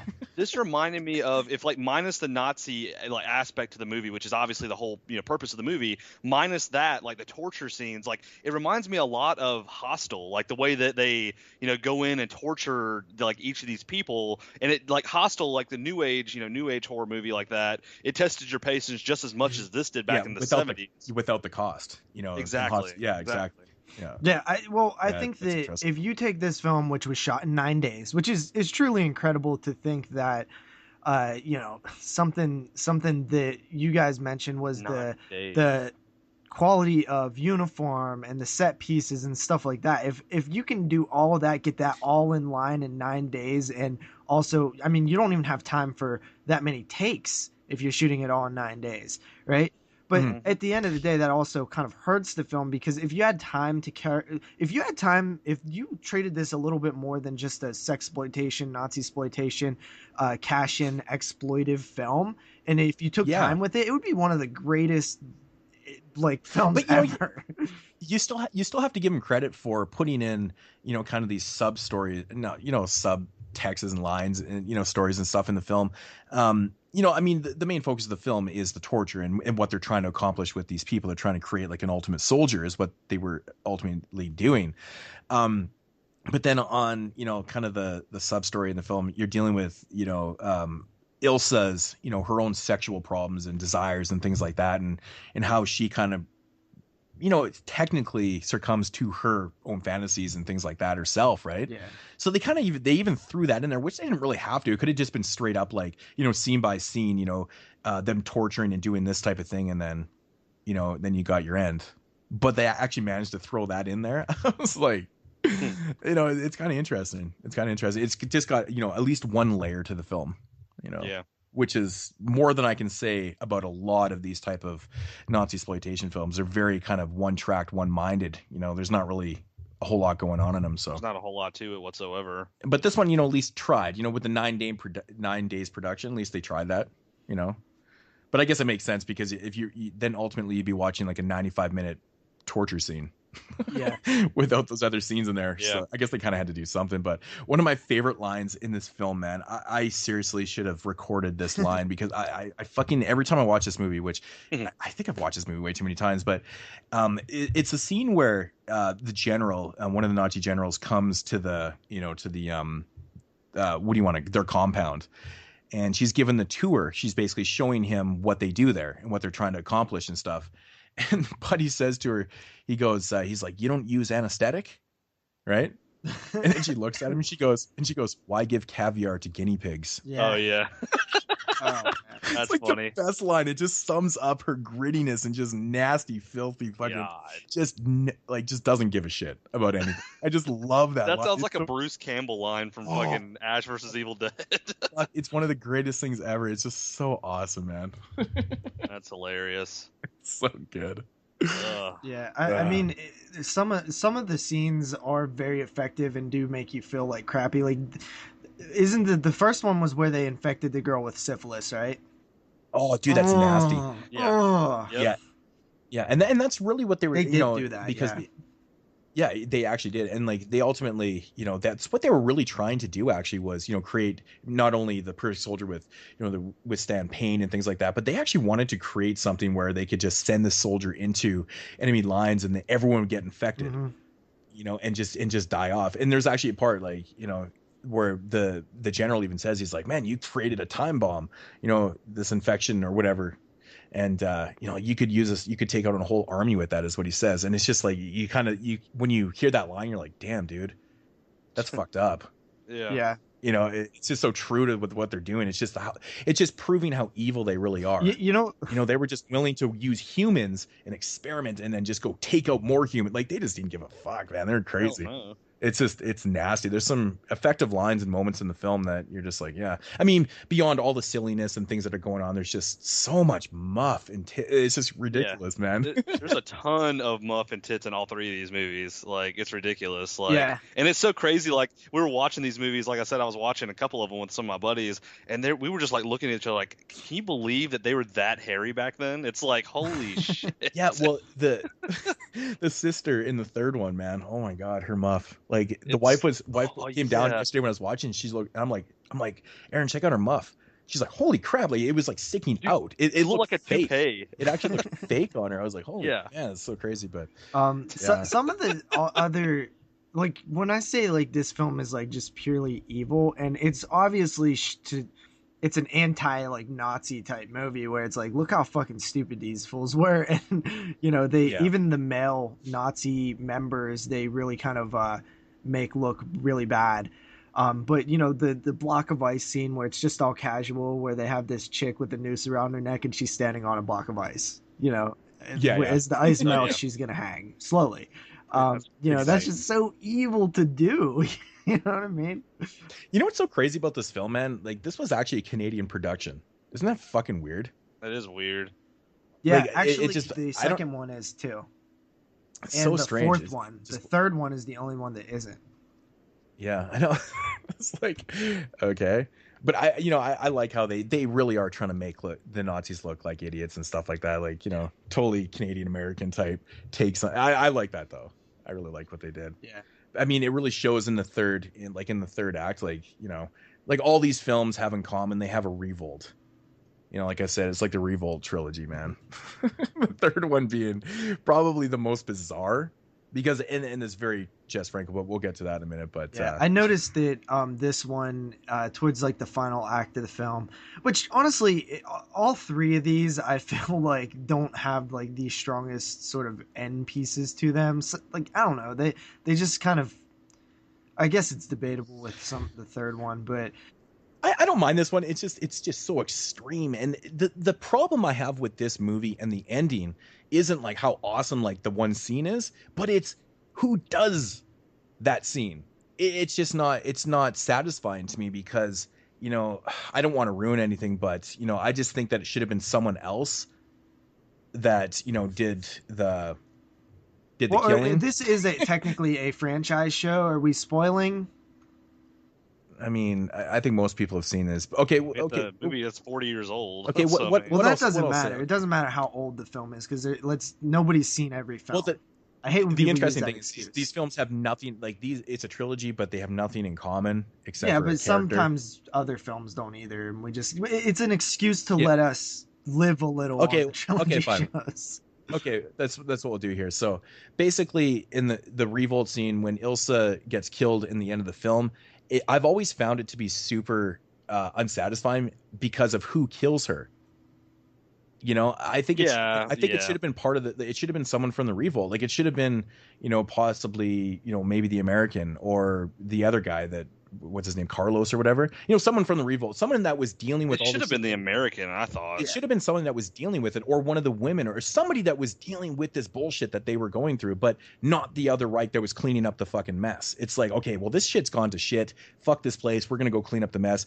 And this general or whoever takes out Ilsa, and I'm like, and I love that scene though. It's just so ridiculous. Like, her fucking head just boom, just explodes. But don't you find it's kind of odd that they went with that way? Yeah. And had him do that? I mean, I could see the Yeah. Reich showing up, the Fourth Reich showing up and taking out the third or whatever, but I didn't really understand why it wasn't the revolt that killed Ilsa. It would have made a lot more sense. It would have been at least a little bit satisfying, considering this is supposed to be fuck the Nazis. Yeah. You know, you don't want Nazis killing other Nazis. It's not satisfying, man. It's like, we understand. They used to do that all the time. You get out of line, boom, you're dead. So It didn't fucking matter. We knew that. But the revolt, this is what it's supposed to be, man. It's building up to this, and it's just kind of a letdown. And it's always going to bug me. So let me ask you this. What was the stuff that they was infecting the one girl with? Not the syphilis girl, but the other girl.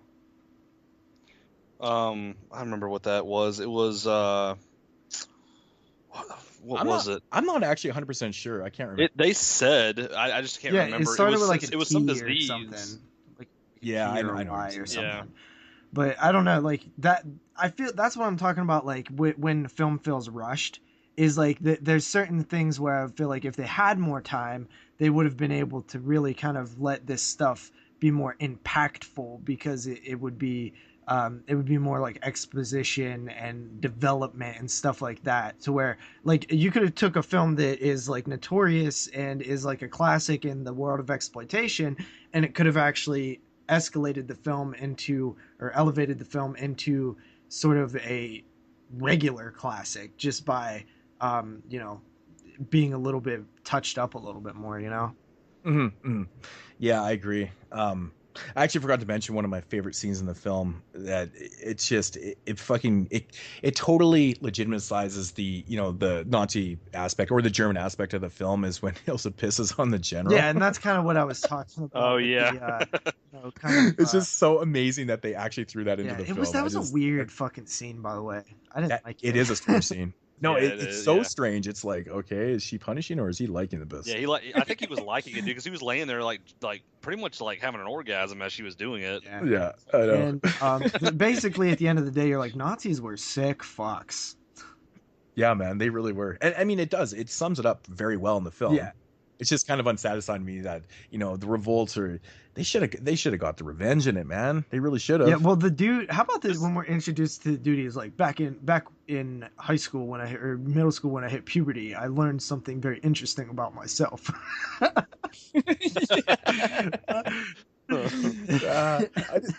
That's awesome. You know, there's so many scenes in this film I just love, man. Like when they're torturing stuff, you look in the background, like how like filthy and bloody everything is, man. It's just like they were going to town in the set because they knew they didn't have to clean the set up, man. They were blowing up the shit anyway, so they just went all out. Like there's blood everywhere. I just love that. It's just fucking Some nasty. guy just came into the room and just threw fake blood everywhere. It was It's exactly what they did. Buckets of blood. Dude, this is funny. I like pulled up something on a message board here about that urinating scene, and this person asked a question. This question's hilarious. It says, "Hi, can somebody please explain the scene where Ilsa urinates on the higher ranked officer for me? I can't get it. He thinks Ilsa is a blonde goddess, then ask her to urinate?" ? Nobody understands. They're like, "What the fuck?" Well, like, it's obviously because it's to show that like, because he's a male and the woman is dominating them, that Nazis were kind of pussies. Yeah. That's kind of what they're saying at the end of the day. A little bit. And the simple fact that the Germans kind of, you know, that's what they did. They like peeing on themselves, man. You see all that German piss porn? I think they like to do that, man. It's just like part of their culture. So I don't know. Yeah. Was but it is odd that it's always associated with German. It's like, oh, what was the reaction that Ilsa was having? Like, was she like ashamed, or like she felt like terrible that guy was like such a bitch? You know, like, what was it? I don't know, man. You know, it's an odd scene. It really is odd. Like I never really. She looked disgusted by him. Like that's in a what way. It was. Like she was like disgusted by the fact that like the maybe man he asked to get pissed on. Yeah, I don't know. Yeah. It was kind of a weird how that played out, but It's kind of weird. Jesus. Yeah, that's a really odd scene. I don't know what to say about that. Do you know if Ilsa was on the Video Nasties list? I can't remember. Yeah, I think it was, wasn't it? No. No. Some reason It was probably. Yeah, these movies totally bypassed on there somehow. I can't remember if Ilsa was on the Section 3 list. I'd have to relook at the list because there's a ton of films that were, not prosecuted or banned or whatever, but they were considered almost nasties. Yeah. That's a Section 3 list or whatever. But yeah, there's a ton. I can't remember if this is on there. If it's not, I couldn't find anything. But there is quite a few films that didn't make any of those lists. And I'm actually quite surprised. But then again, it was the stupid cops just, confiscating things based on names and stuff. So yeah, that's true. Well, I mean, look at the poster though. But yeah, exactly. Who knows why this didn't make it? Well, it might have made one of the third list or whatever. We don't really know. Yeah, I can't quite remember. But one thing that I noticed was during the big outbreak, and I've always kind of been fascinated with World War II, and I noticed that the weapon that the Germans have is actually a Browning machine gun, which is the American machine gun. The MG2 is the German machine gun, and it's known as Hitler's buzzsaw. So yeah, so they didn't have that right. Botched that a little bit. Yeah, these films are just screaming for a Blu-ray box set. By the way. I know, man. Yeah, I want to watch my torture and boobs and vagina in HD. Damn it.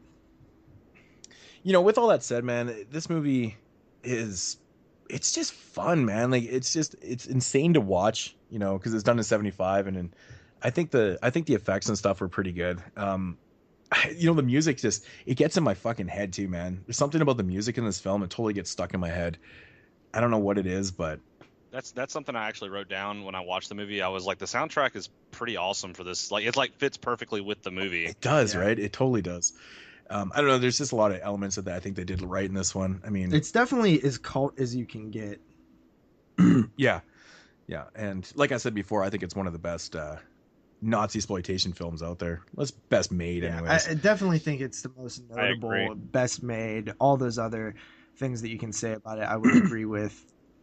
It is quite surprising, the third act in this film, how action it gets, considering the budget and they did it so quick, they put in a little bit of work. I bet you that was probably half the days of shooting was just that third act. Yeah. Or not even the full third act, but just that whole scene, kind of thing. But I think it looked pretty good when they blew up the building, and it's cool, man. It's fun. Yeah, it's a fun movie. Yeah. So ratings. Okay, I'll go first on this one. I've rated this film before, and although I think I might have enjoyed it or liked it a little bit better, I think I'm gonna chill with my same rating, and that is a 7 out of 10. Yeah. Yeah, I'm pretty much the exact same. I give this one a 7.5. I just, I think that's what it pretty much is for me.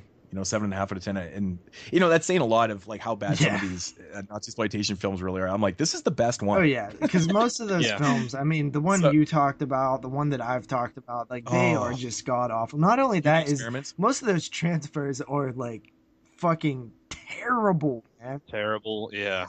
Yeah. What have you, Kyle? Yeah, I actually, it's kind of funny that you said 7 out. That's exactly what I rated, was a 7 out of 10. I mean, for me, I don't. This movie appears on a lot of, and I watch a lot of considered disturbing or kind of weird movies. It appears on a lot on those lists, for being disturbing for a lot of the torture scenes. And it's very. I mean, the movie itself is very controversial in the fact that it's a Nazi exploitation film. I mean, I thought it was a blast. I just had a fun time watching. I mean, I thought it was funny, and the fact that the actual torture scenes were pretty legit. I mean, for the time period that the movie was made in, and I liked it. I liked the movie. I think it would be cool. Maybe it'd be nice to revisit the movie sometime as well. Especially if it gets another one of those big release, like a Blu-ray or something. I could see a company like Cult Epics totally scooping these up if they can. That would be awesome. Dude, it would be a great set, I think, for any company to release. All 4 of them, honestly. So. But yeah, I give it a 7 out of 10. It was pretty legit, and I definitely revisit it at some point. Cool. So, let's move on to the second film. Second film, Ilsa, Harem Keeper of the Oil Sheiks, from 1976. And of course, this time she is in. What is a harem, by the way? It's a place of sexual activity. It's like a whorehouse. Okay, cool. Yeah, I like those. Yeah. cool. Yeah. So that big oil tycoon, the oil sheik, that's what he's just kind of fronting, right? Yeah. Yeah, He's got a nice little illegal thing going on there, but this one right here, of course, takes place in the Middle East. It's not supposed to be taking place in Germany, so it's I like unrelated. switching it up, the little setting change and stuff. Oh yeah, I do too, actually. Yeah, and it's crazy. Like all of them are different. It's pretty cool. But the storyline, finding a new employer and looking not a day older since the end of World War II, Ilsa works for an Arab sheik who enjoys importing females to use as sex slaves. An American millionaire's daughter, a movie star, and an attractive equestrian are among his latest victims. Yeah, there's, that's the short and long of the main story. Yeah, this one I felt like had a little bit, maybe a little bit more story than the first one. it did. This one just feels a lot bigger. Yeah, it The did. film, it just feels big. I mean, there's scenes in planes, and there's this whole kind of story of infiltrating this, figuring out what the hell's going on here. Like it's almost like FBI work, detective work, in a way. This movie was funnier than this movie was just kind of funny to me. I don't know. Like I found myself like laughing so much during this fucking movie. I thought it was like awesome in the fact that it could make me laugh, and it's a fucking Ilsa movie. Mhm. I don't know. It had a lot of funny elements to the movie, like way more than the first movie did. There wasn't as much gore or blood throughout the movie, but it was like pretty funny, I thought. Yeah, I I don't did know. read That's that the one thing- director wanted to tame this one down a little bit so that he can get an R rating, which I believe was gotten. And I will also say that he directed the first film as well. Yeah. Yeah. This one right off the start just feels so much bigger, and just, same type of look though. Exactly the same look as the first Yep. film, but it just feels a lot bigger instantly. And and that's definitely the first thing you notice about this film when you're watching it is it's very, very dumbed down with the torture, which makes sense because this one does have a different type storyline. They're not actually, torturing their slaves and stuff to a certain degree. Yeah.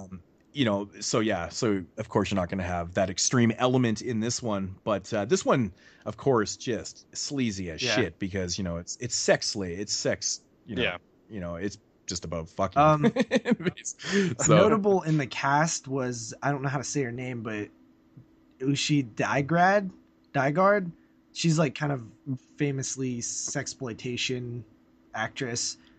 She's Swedish, I think, and she played one of the prisoners with very big breasts and kind of rivaled Elsa a little bit. Oh yeah, her tits are so nice, man. Yeah. Oh, I forget, yeah. I don't Really, know how to really say her. nice. Do you know how to say her name? She did something weird, released some of her stuff. You know me with names, man. Yusha Dygard. I don't know. That's actually I know who you're pretty talking about. good. That sounds about right, actually. But yeah, I do agree with Kyle, man. This one does have a lot of funny moments in it, man. It almost feels like it was kind of meant to be like that, though. Yeah, Like, it felt a lot like that. More of a comedy, like it was done purposely to have these funny moments and stuff. Like Goofy. There was like the one scene where the American was in the bedroom, and then they send that little, I guess he was a kid in there to have sex with him. That and was I don't weird. know why, but that was his uncomfortable fucking to me, face. man. His face was hilarious. He's like, "What the fuck?" And then the kid's like, "No, let me stay in here. They'll kill me." And he's like, okay." what he was, the kid was the next ruler, right? He was. Yeah. So. Yeah. I guess that's what they do in the middle. I guess it's okay. Yeah, I guess so. I don't know. I thought that this one went by way faster than the other two, because I believe they all have the same running time. This one just flew by for me. Relatively. What's Yeah. funny that you said that the other day whenever we were actually talking about this movie, and I remember I started this movie, and I started it, and me and my buddy watched it, and we were drinking some beers and stuff watching it, and I was like, dude, the movie I like paused it so I can go take a piss. It only had like 10 minutes left. I was like, damn, dude, that movie was wasn't like, felt like it just flew by. That's exactly how I felt, dude. Like I looked at You the know time and I was why? like, holy shit, it's almost over. I feel like this one flies by because there's just a lot more going on in it. It's Yeah. not just focusing on torture scene after torture scene and things like that. There's scenes where they're auctioning off the women inside the harem, and things like that. And then there's obviously these sex scenes and other things that are going on. And them trying to infiltrate this place. There's just a lot more things going on in this film that you're focusing on. It's actually quite crazy that they did that. What dude, one of the there's a scene in the film where they're like getting some of the girls with flaws ready to kind of auction off, right? And the one girl had like these fucking things under boob. Like, what was that all about? Do you know what that was? No idea. Was it like an STD? No idea. I feel like a fucking like she. Oh, you talking about like that? She was infected. Like, they almost looked like breast implant scars. Yeah. Do you know what that was? She had some type of disease or whatever. And they're like, we're just gonna, cover that up. Yeah, exactly. Because they say it'll be too late once he notices or something like that. And I was like, that is messed up. They like, it was funny as fuck because like that was like one of the things that like we were laughing about is like they're like, oh, we'll just take care of that. It's like they take some white caulk or like paint and they just paint over it. I know, right? Like you could so tell that shit's still there. Like what the fuck? That's totally like adding to the comedic element to it, and that's what he did. That's what the director purposely did, man. Took all that blood and gore, just put in the comedy elements to dumb it down, and I think it worked perfectly. Actually, there's a lot of funny moments in this film. Like right off the start, where Ilsa's, she's basically taking inventory of the girls' stuff or whatever. She's got like this clipboard, and they're in like the warehouse, and like the tricked out boxes that they're sending these women in. I started laughing so hard. It's so funny. They're all like nicely padded inside, and I saw that. It's hilarious. But it's adding to the joke, right? They're just totally exploiting the shit out of it. They're like taking pride in what they're doing. They're not just coming chained up and like they're not kidnapping them all shitty and stuff, but they're putting them in these nice comfort zones. Yeah. And what about that one that they got all like fat? That was weird. Yeah, that was weird, wasn't it? It was like one scene there, but they, instead of like, this is what I found was funny. Instead of like putting it throughout the movie, like, oh, this is her eating at the beginning, this is her eating at the middle end, this is her eating, they did it all in one scene. So it's like a time lapse type thing almost. And you're like, that was kind of a weird way to edit it in. I know, but it makes absolutely no sense, right? Because it's still like in the same day. Yeah. It was like it doesn't make any sense. But dude, that's such a disgusting scene. I hate that. It just reminds me of the movie Feed. It's so gross. Yeah. Too. Man, this shit is so funny. I love it. Like, lick, bitch. Fucking pushes her head in between her legs. It just things like that are just so blatantly like yes. Definitely. It's one of those moments you're just proud to be watching. You're like, I love watching shit like that. It's just so blatant. But what about when they stuck the diaphragm in that chick's vagina and then they like hid behind the wall and her freaking vagina exploded? That was fucking weird. And the guy, like the main sheet guy, was like laughing and like he had blood all over his face. I was like, what the fuck? I know, man. I started laughing. I was like, man, that gives a like a bona fide meaning to bomb ass pussy. Yeah, it sure does. Damn. Literal bomb ass pussy. And that's like essentially what they were doing. Like it's like, I love that, man. She had two like little helpers that were like black chicks. I think their names were Satin and Velvet. Yeah, and they were lesbians, and they were always naked. Always naked, man. Yeah. And what was up with those locks that they kept on their vaginas? Like the chastity belt thing. Those were cool. I don't know what exactly they were trying to get across with that, but dude, when they first open up the chastity belt doors, and the close-ups of all the muffs, and they're like judging the women on their muffs, I fucking forgot about that. I started pissing myself laughing so hard. It's been a while since I've seen this. I was like, oh my god, that's so funny because it's opened up like a door. They literally open like a door, and they're focused. And it has a key. It was a locked door. Yeah. It's literally a locked door, and the guy's like, "Oh yeah, there's a nice one." I just feel like those don't even work. Oh, that's a nice color. Because like when they open the heart, like that's not even where the entrance to the vagina is, So it just felt like stupid. I know, right? Because they were just like looking at the muffs. Yeah. Oh, that's a nice color. Oh, I'll take the red one. It's so hilarious. Yeah, I don't know what they were trying to get across with having those chastity belts. I mean, it led to some cool scenes. Yeah, it did. Yeah. Like I mean, like the last, like the scene where, the chick's riding the dude there, and they basically explode. Oh yeah. Again with the bomb ass pussy. The bomb ass vaginal implant. Dude, I think that's a killer weapon right there. Yeah. You put one of these exploding diaphragms in someone, and you're like, okay, go fuck this guy. That's like the ultimate way of killing somebody. Of course, they're not going to turn it down. Yeah. I was just thinking, I'm like, that's a really good weapon, man. That's actually pretty inventive. Yeah. How about the guy that fights the Velvet and Satin, the black chicks? Oh, dude, yeah, what the fuck were up with them? They were like running around like shooting people butt naked. Yeah, it was awesome. Like, what the fuck? There's so much nudity in these films, dude. Like last night, Zach messaged me. I was like, dude, Ilsa has some pretty damn big tits or something. And then he was like, film them and show us or something. And I was like, dude, there's enough nudity, boobs, and vajayjay in this film to show like 45 minutes of these three films, you know, like literally how much on-screen time is naked. I bet it's a lot.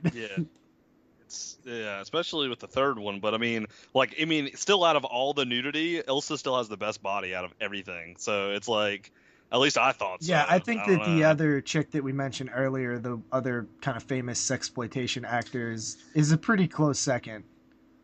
Yeah. She's hot. You know, it's funny how similar, of course, the same director and stuff, but, you know, Ilsa, again, falling for, you know, an American in this film. The American it's calculated, right? It's calculated. And of course, this one right here basically has the same type of outcome. You know, it's a revolt. Yeah. Ooh, how about that dude with the burned in the oil, though, where he's like trying to get away and they're throwing matches at him, dude? That was pretty intense. That was sketchy. Yeah, dude. Shit. Yeah, man. Yeah, there's a few scenes in this film that are pretty nasty. Like the scene with when they're torturing the informant inside there with the ants. Oh yeah. Ugh. Oh yeah. I thought that was just nasty. I mean, it's not as nasty as the first one, but that's a pretty nasty scene. Wasn't like that like on his vicious, man? Like I was wasn't that on his foot or something? Like it was like fire ants eating his foot or her foot her foot is what I meant to say. Yeah. You know, so I was I was like really hungry when I was watching this one last night, and I was like, of course, I was like, okay, I'm gonna eat something that is like least like gross. So I was eating a salad, and that didn't even help. It was so hard to eat while watching this. Hey, watch Arzako the Embalmer and eat a salad and see what happens. Like even the nakedness. Like I just kept thinking of all this pubic hair near my salad. You have to give, you know, the director credit in this one because, you know, he did get pretty creative. You know, with the exploding diaphragms, which is there 2 or 3 scenes in the film? There's 2, right? Because it's the mechanical dildo scene, right, and then the end scene where they use. Okay, so I thought that was pretty cool. So does it explode during orgasm then? Because that's pretty explosive. I think it's once because remember when she's riding him, they're pressing her to go deeper, like, oh, get deeper, and I think maybe it just triggers it or something. Okay. Maybe it is orgasm. I don't know. They don't really explain, but I think they came up with some pretty interesting ideas. Like I was laughing so hard with the one torture scene with the boob press. And they've got her tits in the vice grips. I was like, that's funny because it's totally different than the first one. You know, they didn't have that in there, but I don't know. There's some pretty funny moments, but this one really is. There's so many funny moments and like laugh out loud moments. So completely different kind of tone to this. You want to know something very interesting about this one, Moodz? What's up? It actually has a very famous cinematographer in the horror world and just the filmmaking world in general. I didn't even look at the cinematographer. Yeah, Mr. Dean Cundy. Oh, wow, yeah, really? Back to the Future 3, Back to the Future 2, 1, Psycho 2, Halloween 2. I mean, the list goes on and on. The Fog. Was this one of his first jobs? Well, he first started working in 73, and this is the first notable film that I see in 76. Okay. So after this, that's crazy. He goes on to Halloween, which was his next big film, The Fog. He did Without Warning, Escape from New York, Halloween 2, The Thing, Psycho 2, I wonder if into like the Big Trouble in Little China era, Roadhouse, then into like Back to the Future, Part 1, 2. I wonder if he like used this on his resume, like, hey, I did this movie, you know, check it out. Yeah. Right. Like, I mean, he did the cinematography in Jurassic Park. Like, dude is legit as fuck. Oh no, he's big time, man. It's so amazing because, dude, and it makes sense because this one was actually filmed pretty well when you actually look at, you know, I think we mentioned that earlier. Yeah, it's definitely filmed the best out of all the films, and it definitely looks the biggest too. And you know, this one kind of crazy. Sticks out. Dean Cundy, man, on an Ilsa film. That is pretty crazy, actually. What's pretty crazy is that Diane Thorne has a fucking doctorate degree in religion. What? Wow. Yeah. Wow. I didn't know that. That's pretty very interesting. odd. Huh. You know, one scene in this film that really it's kind of subtle, maybe not that subtle, but when they're hammering out that one chick's teeth, you know, with the chisel, and like I just like the way the scene ends because like you see teeth falling on the ground, and then it kind of pans back, and then you see about 4 or 5 people just standing around going, and then it just cuts to the next scene. It's like, oh my god, I just fucking bawl and laugh and watch it. Like, that is just so funny. The cheese flows very heavily with this film. Oh my god, and that's the type of shit you're gonna see in this film. Like scenes like that, it's so laughable. Very tongue in cheek. Actually, yeah, very tongue in cheek, and that's pretty much the tone that you're gonna get with this one. Like I said, I give him lots of credit for, you know, going out of the way to have a pretty extreme storyline in a very kind of tongue in cheek film. It's pretty funny. I don't know. What are your guys' overall thoughts on this one? Yeah, I liked it. I think that it's a little bit better than the first one, or maybe more entertaining, maybe. But well, it's better made too. I don't know. I don't know if I like it more or if it's really better. I'm not. Yeah. I agree with that. I think this is a way better shot film. It looks better. You know, it's got more story to it and things like that. I think it's a little less entertaining because, I mean, when I think about Nazi exploitation, I don't think about, you know, comedy. Even though all these films are technically funny, maybe not by choice. Yeah. But this one's really trying to be funny at times. Yeah, but this one's also not Nazi exploitation. Yeah, I guess it's not. It's considered a sexploitation movie, is what it says. I guess, you know, the first Ilsa film, Nazi sexploitation, it still falls into that category. Yeah. But I guess it does make a little more sense. But I don't know, man. I still find it very entertaining, and the whole end scene, like, it's just, I have to say, the third act in this film with the revolt is fucking hilarious, man. There's so much on-screen deaths in this film. Like, I don't know if you guys noticed, but everybody dies. Like, everybody dies, like, and it's on screen, like, whether they're being shot, and which is funny too, because you'll see people get shot in the chest and there's no bullet holes. There's scenes like that, like, that's just how ridiculous film is. But the third act is funny because, like, everyone dies and it's just over the top ridiculous, and of course you have this this very heart-filled moment where the lesbian's partner gets killed and then she's consoling her dead body and then she gets shot and you're just like, yeah, the choreography gets really crappy in this one now. Yeah, I kind of feel like, you know, it's that scene where they're standing around watching or laughing about the girl's teeth on the ground. Because I found myself laughing at that part going, she's consoling and then she dies. You're like, I like how they roasted Ilsa at the end. That little kid roasted Ilsa. Yeah. I was like, yeah, you just got roasted, bitch. I know, right? So you want to get into ratings? Yeah. You go first on this one. I'll go first. Why not? Yeah, I mean, for all the reasons I said before, I think this movie is probably better made, things like that. Just not as entertaining to me. You know, it has its moments. It's pretty funny. But I'm going to go with a 6.5 out of 10 on this one. Yeah, I prefer the first one just for the, maybe it is the gore factor. Maybe, I don't know what it is. I don't know.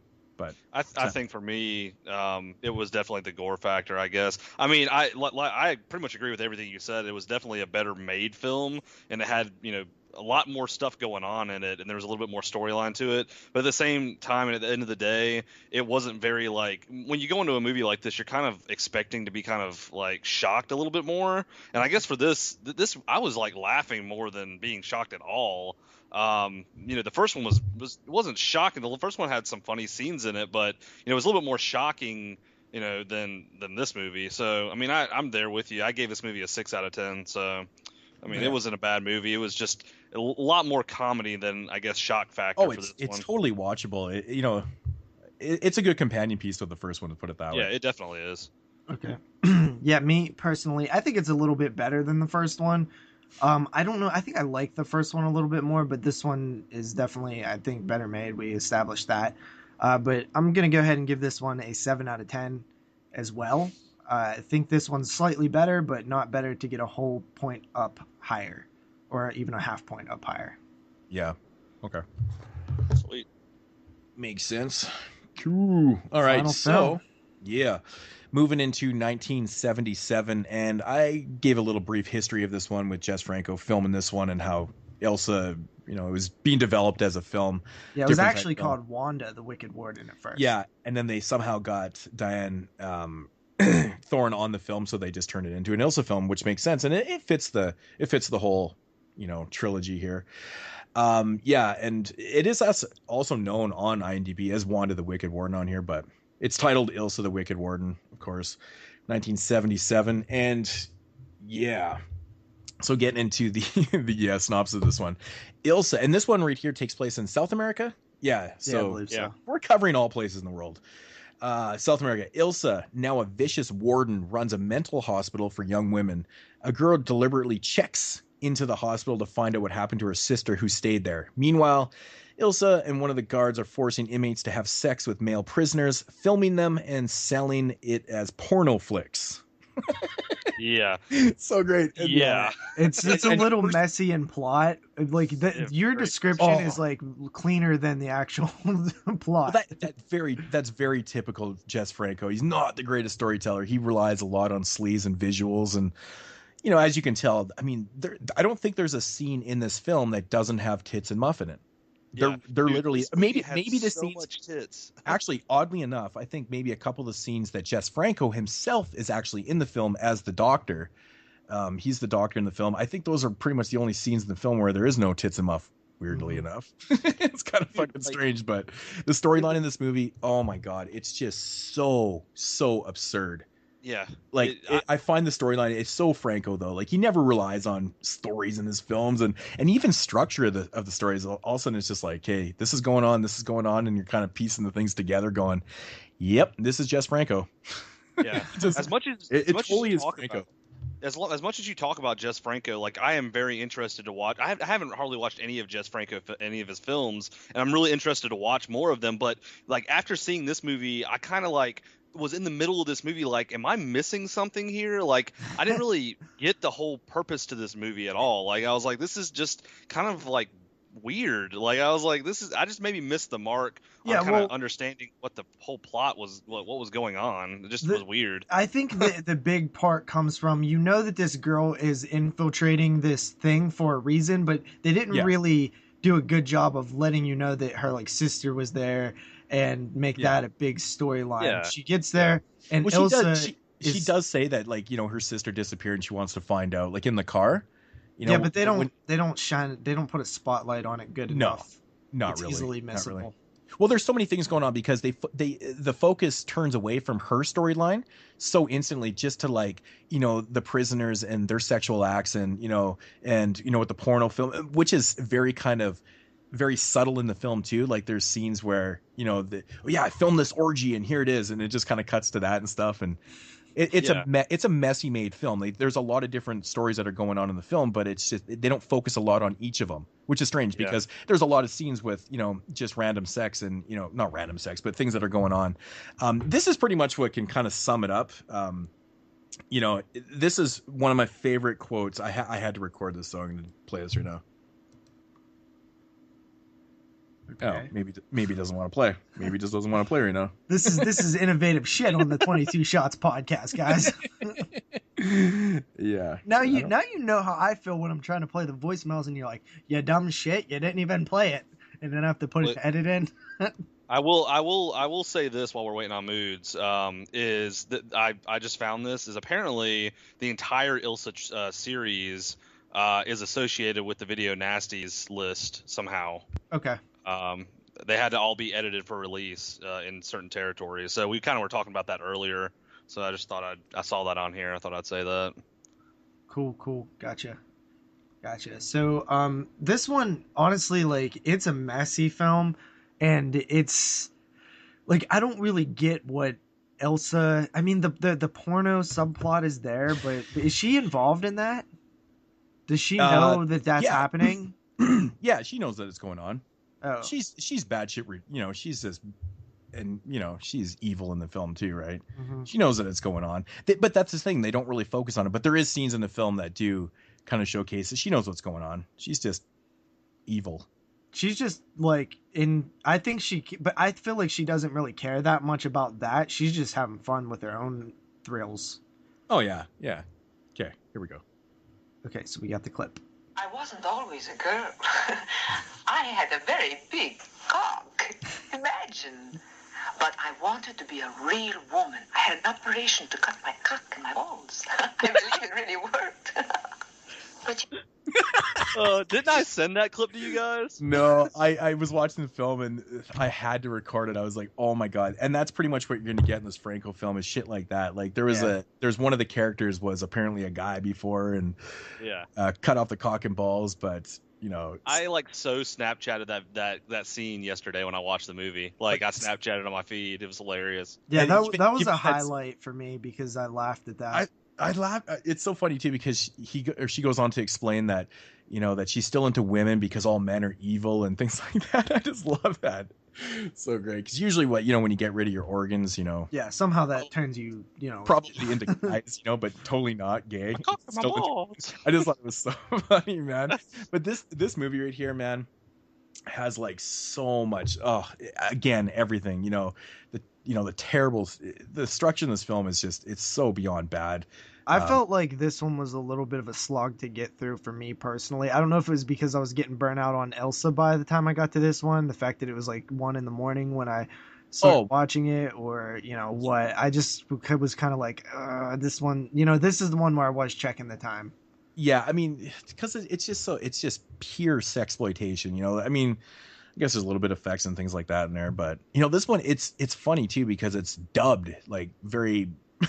The dubbing in this film just cracks me up, man. Oh, the dubbing's horrible in this film. I know it's really something that you focus on a lot in it too, but you know, of course, it relatively has the same structure. You know, it's, you know, sexploitation with the revolt at the end, which it has to be the funniest thing ever because it really doesn't make a lot of sense. Mm-hmm. The end scene. Yeah, like the revolt. Oh God. Yeah, because like where's the story leading up to the revolt? It's like, okay, all of a sudden they're going to turn on Ilsa. I don't know. Well, I think it was because she let somebody out, and they're like, "What the fuck, yo?" Like, I know. It's trying to film that movie. It's just not really explained all that much. Like, okay, that's really what it is. Mess. And this movie has such cheesy music, man. It has How about the cheesiest music in it, man. What about the editing in that final scene where it turned into a fucking zombie film, dude? I was like, no, it turned into like a cannibal film. If you watch the scene closely, you'll actually see one of the girls rip off a leg, and it's still like attached to a cord. But then they never refocus on that. They never show like the body parts being ripped apart and stuff. I'm like, oh my god, Franco. What about the scene where the girl was taking a shit and made the other girl lick her ass clean? Yeah, man, that's one of the most infamous scenes about this film. Like they were suffering from explosive diarrhea in this scene, and this is kind of like the S&M dominatrix type bitch there, and you know, to get some information out of her, she has to like wipe her culo. What was she say? Yeah, I was she like, wipes her culo, and then she's like, no, you got to clean it better, bitch. And then she makes her lick her asshole out, which is covered in shitty diarrhea. I didn't know. I must have missed the diarrhea scene or something. Yeah, and then next scene she's fucking puking in the toilet. It's just a vile scene that Jess Franco threw in. It's one of those scenes that you just always kind of remember. But yeah, what I take away from this film is the culo licking scene. It's just fucking nasty. It was all about getting information. They were just treating her like shit, man. That's definitely the worst scene. But yeah, this one right here is probably bona fide the most sleazy one. I mean, there's nothing but sex and just nudity and just ridiculousness in this film. It's typical Jess Franco, like I said. That was Lena Romay, the girl that gets her asshole licked in this one. She's very, very famous exploitation. She was in a ton of Jess Franco films. She was very well known. Very, very well known in this type of genre films. She's kind of Ilsa's little love thing, right?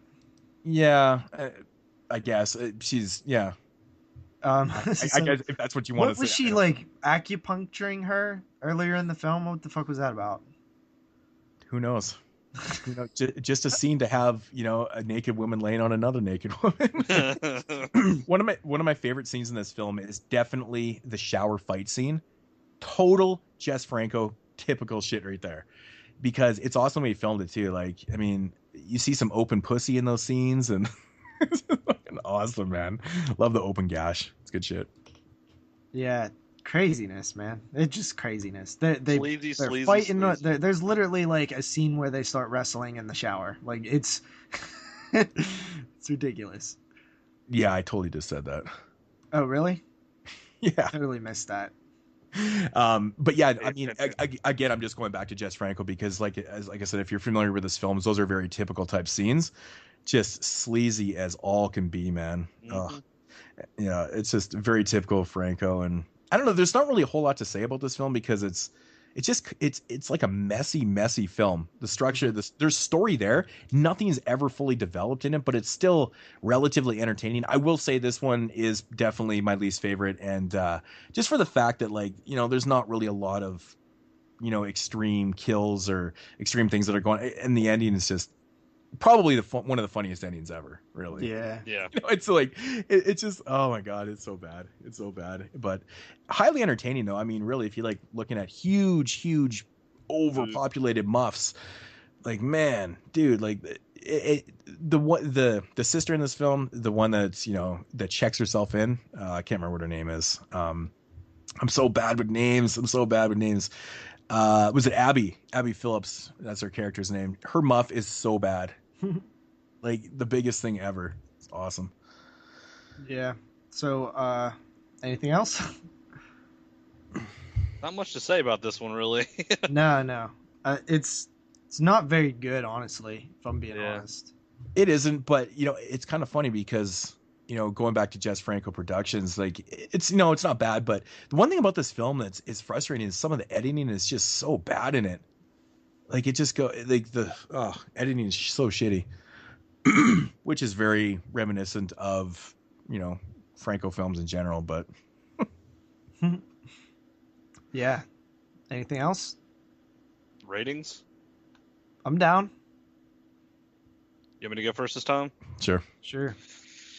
So this movie, so I was pretty burnt out on Ilsa too when I started this movie, but at the same time I started this movie and I got about 30 minutes into it, and I was just kind of all over the place with my thoughts. I was kind of like confused in a way, of kind of just the whole situation of what was going on, and I kind of felt that way throughout most of the movie. And like Moodz was saying, I mean, there was kind of that underlying story of the girl infiltrating to, you know, see if her sister was there, and I just kind of thought that they didn't really explain that very well. The plot mainly was the whole situation. Like, plot was just all over the place. I think that movie was just made for like Tits and Muff to be walking around. Well, you can tell some of the scenes, like the whole, you know, selling porno flicks and stuff, like those scenes felt like they were just shot and then they just kind of threw them into the film. Oh, yeah, they just totally. Threw them in there as like filler, because nothing's ever wait. fully developed. Like you said, you even asked the question, was Ilsa even involved in it? And it's still like he probably just had this idea. I'm like, I need to make up some time, some filler, so we'll just put this into there,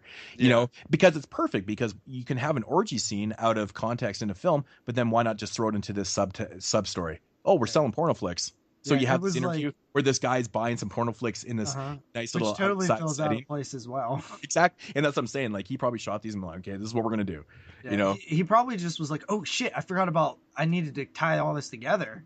Went back and like did some reshoots. Well, what's the sleaziest shit that we could possibly do? Okay, we have this prison for, you know, fucked up criminals and things like that.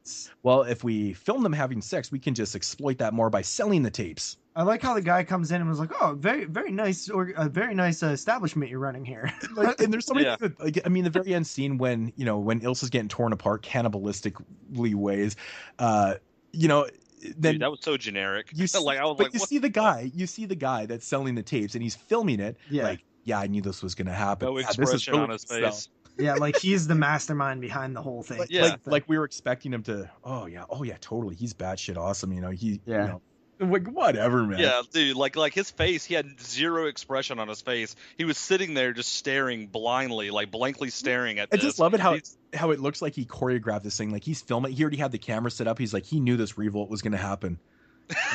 He choreographed there's like this whole fucking thing. How did that picture just slide to the side and there's like this little window sitting there and he's like sitting there staring, and then all of a sudden all these bitches turn into fucking cannibals and like they start like eating Ilsa. I'm like, it's not even cannibals though. Like, they turn into animals. Yeah, I know. And then the stock footage of the lion eating. Like the stock footage of the lions. I was like, this is just really fucked. I was like, I don't know, man. Like, I remember getting to the end of the movie and like I was watching all that scene go on, and then I just like the credits started rolling, and I just shook my head and stood up and turned off the TV. I was like, I don't know what even to think about this shit right now. I always like the film, like how this establishment is supposed to be like a jail for like insane women and stuff, and I'm like, man, this jail definitely has the least amount of bars I've ever seen in a jail. Yeah, I know, right? Like, they're supposed to be in jail. It's not just like a mental institution. It's like a prison. They have a lot of rooms. They have a lot of rooms to torture people in, and not enough bars. Yeah, I know, right? I don't know, man. I just really did not get this movie. I kind of felt like it was a movie that just kind of got, like you were saying, was just put together, and then they just got Diane Thornton to come in and say some lines and threw her. Yeah. I mean, like, that's that's part of the essentially dub. what That's he part does, of the dub, though, dude. right? Yeah. I mean, I don't know. I give this movie 5 out of 10, man. I thought it was like there was a lot of scenes in it that were funny to watch, and it wasn't a horrible movie by any means. But at the same time, I don't know. It was like nowhere near as good as the first two that I watched. So yeah, I don't know. Me personally, I just think there's not much to it besides just the sex stuff. I mean, there's boobs and there's muff, I guess, and that's kind of it. It's kind of a hard one to get through for me personally. There's just nothing there. This film has nothing really to offer besides a few odd scenes like that one Moodz mentioned with the diarrhea thing or whatever. I give this one a 4.5 out of 5, which is kind of still a high rating in my opinion. But yeah, I mean, my rating's probably a little too high on this one, but oddly enough, I do find this movie entertaining in a very strange way, because there's so many parts in this film that I find myself just shaking my head and laughing uncontrollably. Like, it's just so fucking stupid, and you can tell this was just put together in probably fucking 24 hours type deal, right? Yeah. But again, knowing a little bit of Jess Franco's cinema, I've seen way too many Jess Franco films. I've seen worse. I've seen a lot worse Jess Franco films, man. Like, there's definitely worse stories and worse. I mean, he is the king of throwing in just sex scenes for having sex scenes. Like, he just, oh my god, you should watch some of his nunsploitation films. Fuck me. There's so much lesbian. You can't even handle all the lesbian nun scenes, man. It's crazy. They're just there for the sake of being there. But yeah, this one right here, if I can take anything away from this one, it's a girl licking another girl's shitty asshole and then puking after. That's pretty memorable. Yeah, I know, right? I love it. But one of my favorite things about this movie is that Diane Thornton looks completely different in this movie. We never touched on it, but she's got this awesome red hair, and she's fucking hot in this film, man. Like, super, super hot. I like it. The cheesy effects, really, really bad makeup effects in this one. I like the smoking pussy scene where he injects the the acid into the pussy, and just this puff of smoke kind of clouds up, but you can tell it was just like somebody blowing smoke from underneath. It's just like so fucking bad. But I just wipe my culo. I can love it, man. It's so bad. But yeah, the structure is what kills this movie. Just nothing adds up. It doesn't make any sense. Followed by a ridiculous ending. But I can laugh at this one. 5.5 out of 10. Like I said, way too high, but it's enjoyable. It's enjoyable, but terrible. It's a terrible film. Yeah. So that, I guess, wraps it up, right? That is going to conclude episode 68, and I owe you one. Episode 69, the Ilsa Trilogy, which I like to call the Reboot Trilogy, just because I think I'm funny, but I'm not really that funny. So, but yeah, I had fun, man. Thank you once again, Kyle, for joining us on the show. Yeah, how many episodes is this now? I think this is the 4th episode I've been on, I want to say. I believe it's the 3rd or 4th. I can't remember. I was on the Children of the Corn, Tales from Halloween, and wasn't I on? Oh, yeah, the Stung episode. Oh, yeah, Stung. I was like, what the hell's the other one? Stung. Yeah. I totally forgot about Stung. Yep. Yeah, but always great to have you here. And yeah, hopefully you'll be back soon, maybe for the Master of Puppets. What the hell am I talking about? Puppet Master? No, maybe the Howling. You want to do the Howling? We'll see. It doesn't have to be. It doesn't have to be a franchise. Yeah, we have plenty more episodes planned. I want to do the. I don't want to say like anything that's coming out that you guys are doing, but there's one coming up that I would like to be on. So we'll see about it. We'll talk behind the scenes. We'll let people know. No, we won't. We don't let people know. But yeah, anyways, guys, that's going to do it for episode 69. I hope you guys enjoyed it. I had a lot of fun with this one. I would actually like to do more exploitation type stuff in the future. Yeah. I mean, we got feedback. We got positive feedback saying that people wanted to see more of this anyways. So, yeah. But they're always fun to do. It's a mix up. And yeah, I look forward to, answering more voicemails. Make sure to phone in. Leave some questions. Yeah. Like questions. It's always a fun part of the show. And once again, thank you to Rob and Lawrence for phoning in. Those are awesome. And who else? Matt. Yeah, oh, Matt. Look at me remembering 3 names. I can't remember names. But anyways, guys, that's going to do it. JP, take us out. All right. So there are many important things that you guys need to know. one, we will be back next week. Two, you can find out all the great stuff on 22 Shots of Moodz and Horror Facebook group page. If you want to leave us a voicemail, 724-426-6665. And check us out on Horrorphilia, our YouTube channels. That's Moodz616. That's The Horror File. I am Double Shot J, and we're out. See you guys next week. Peace.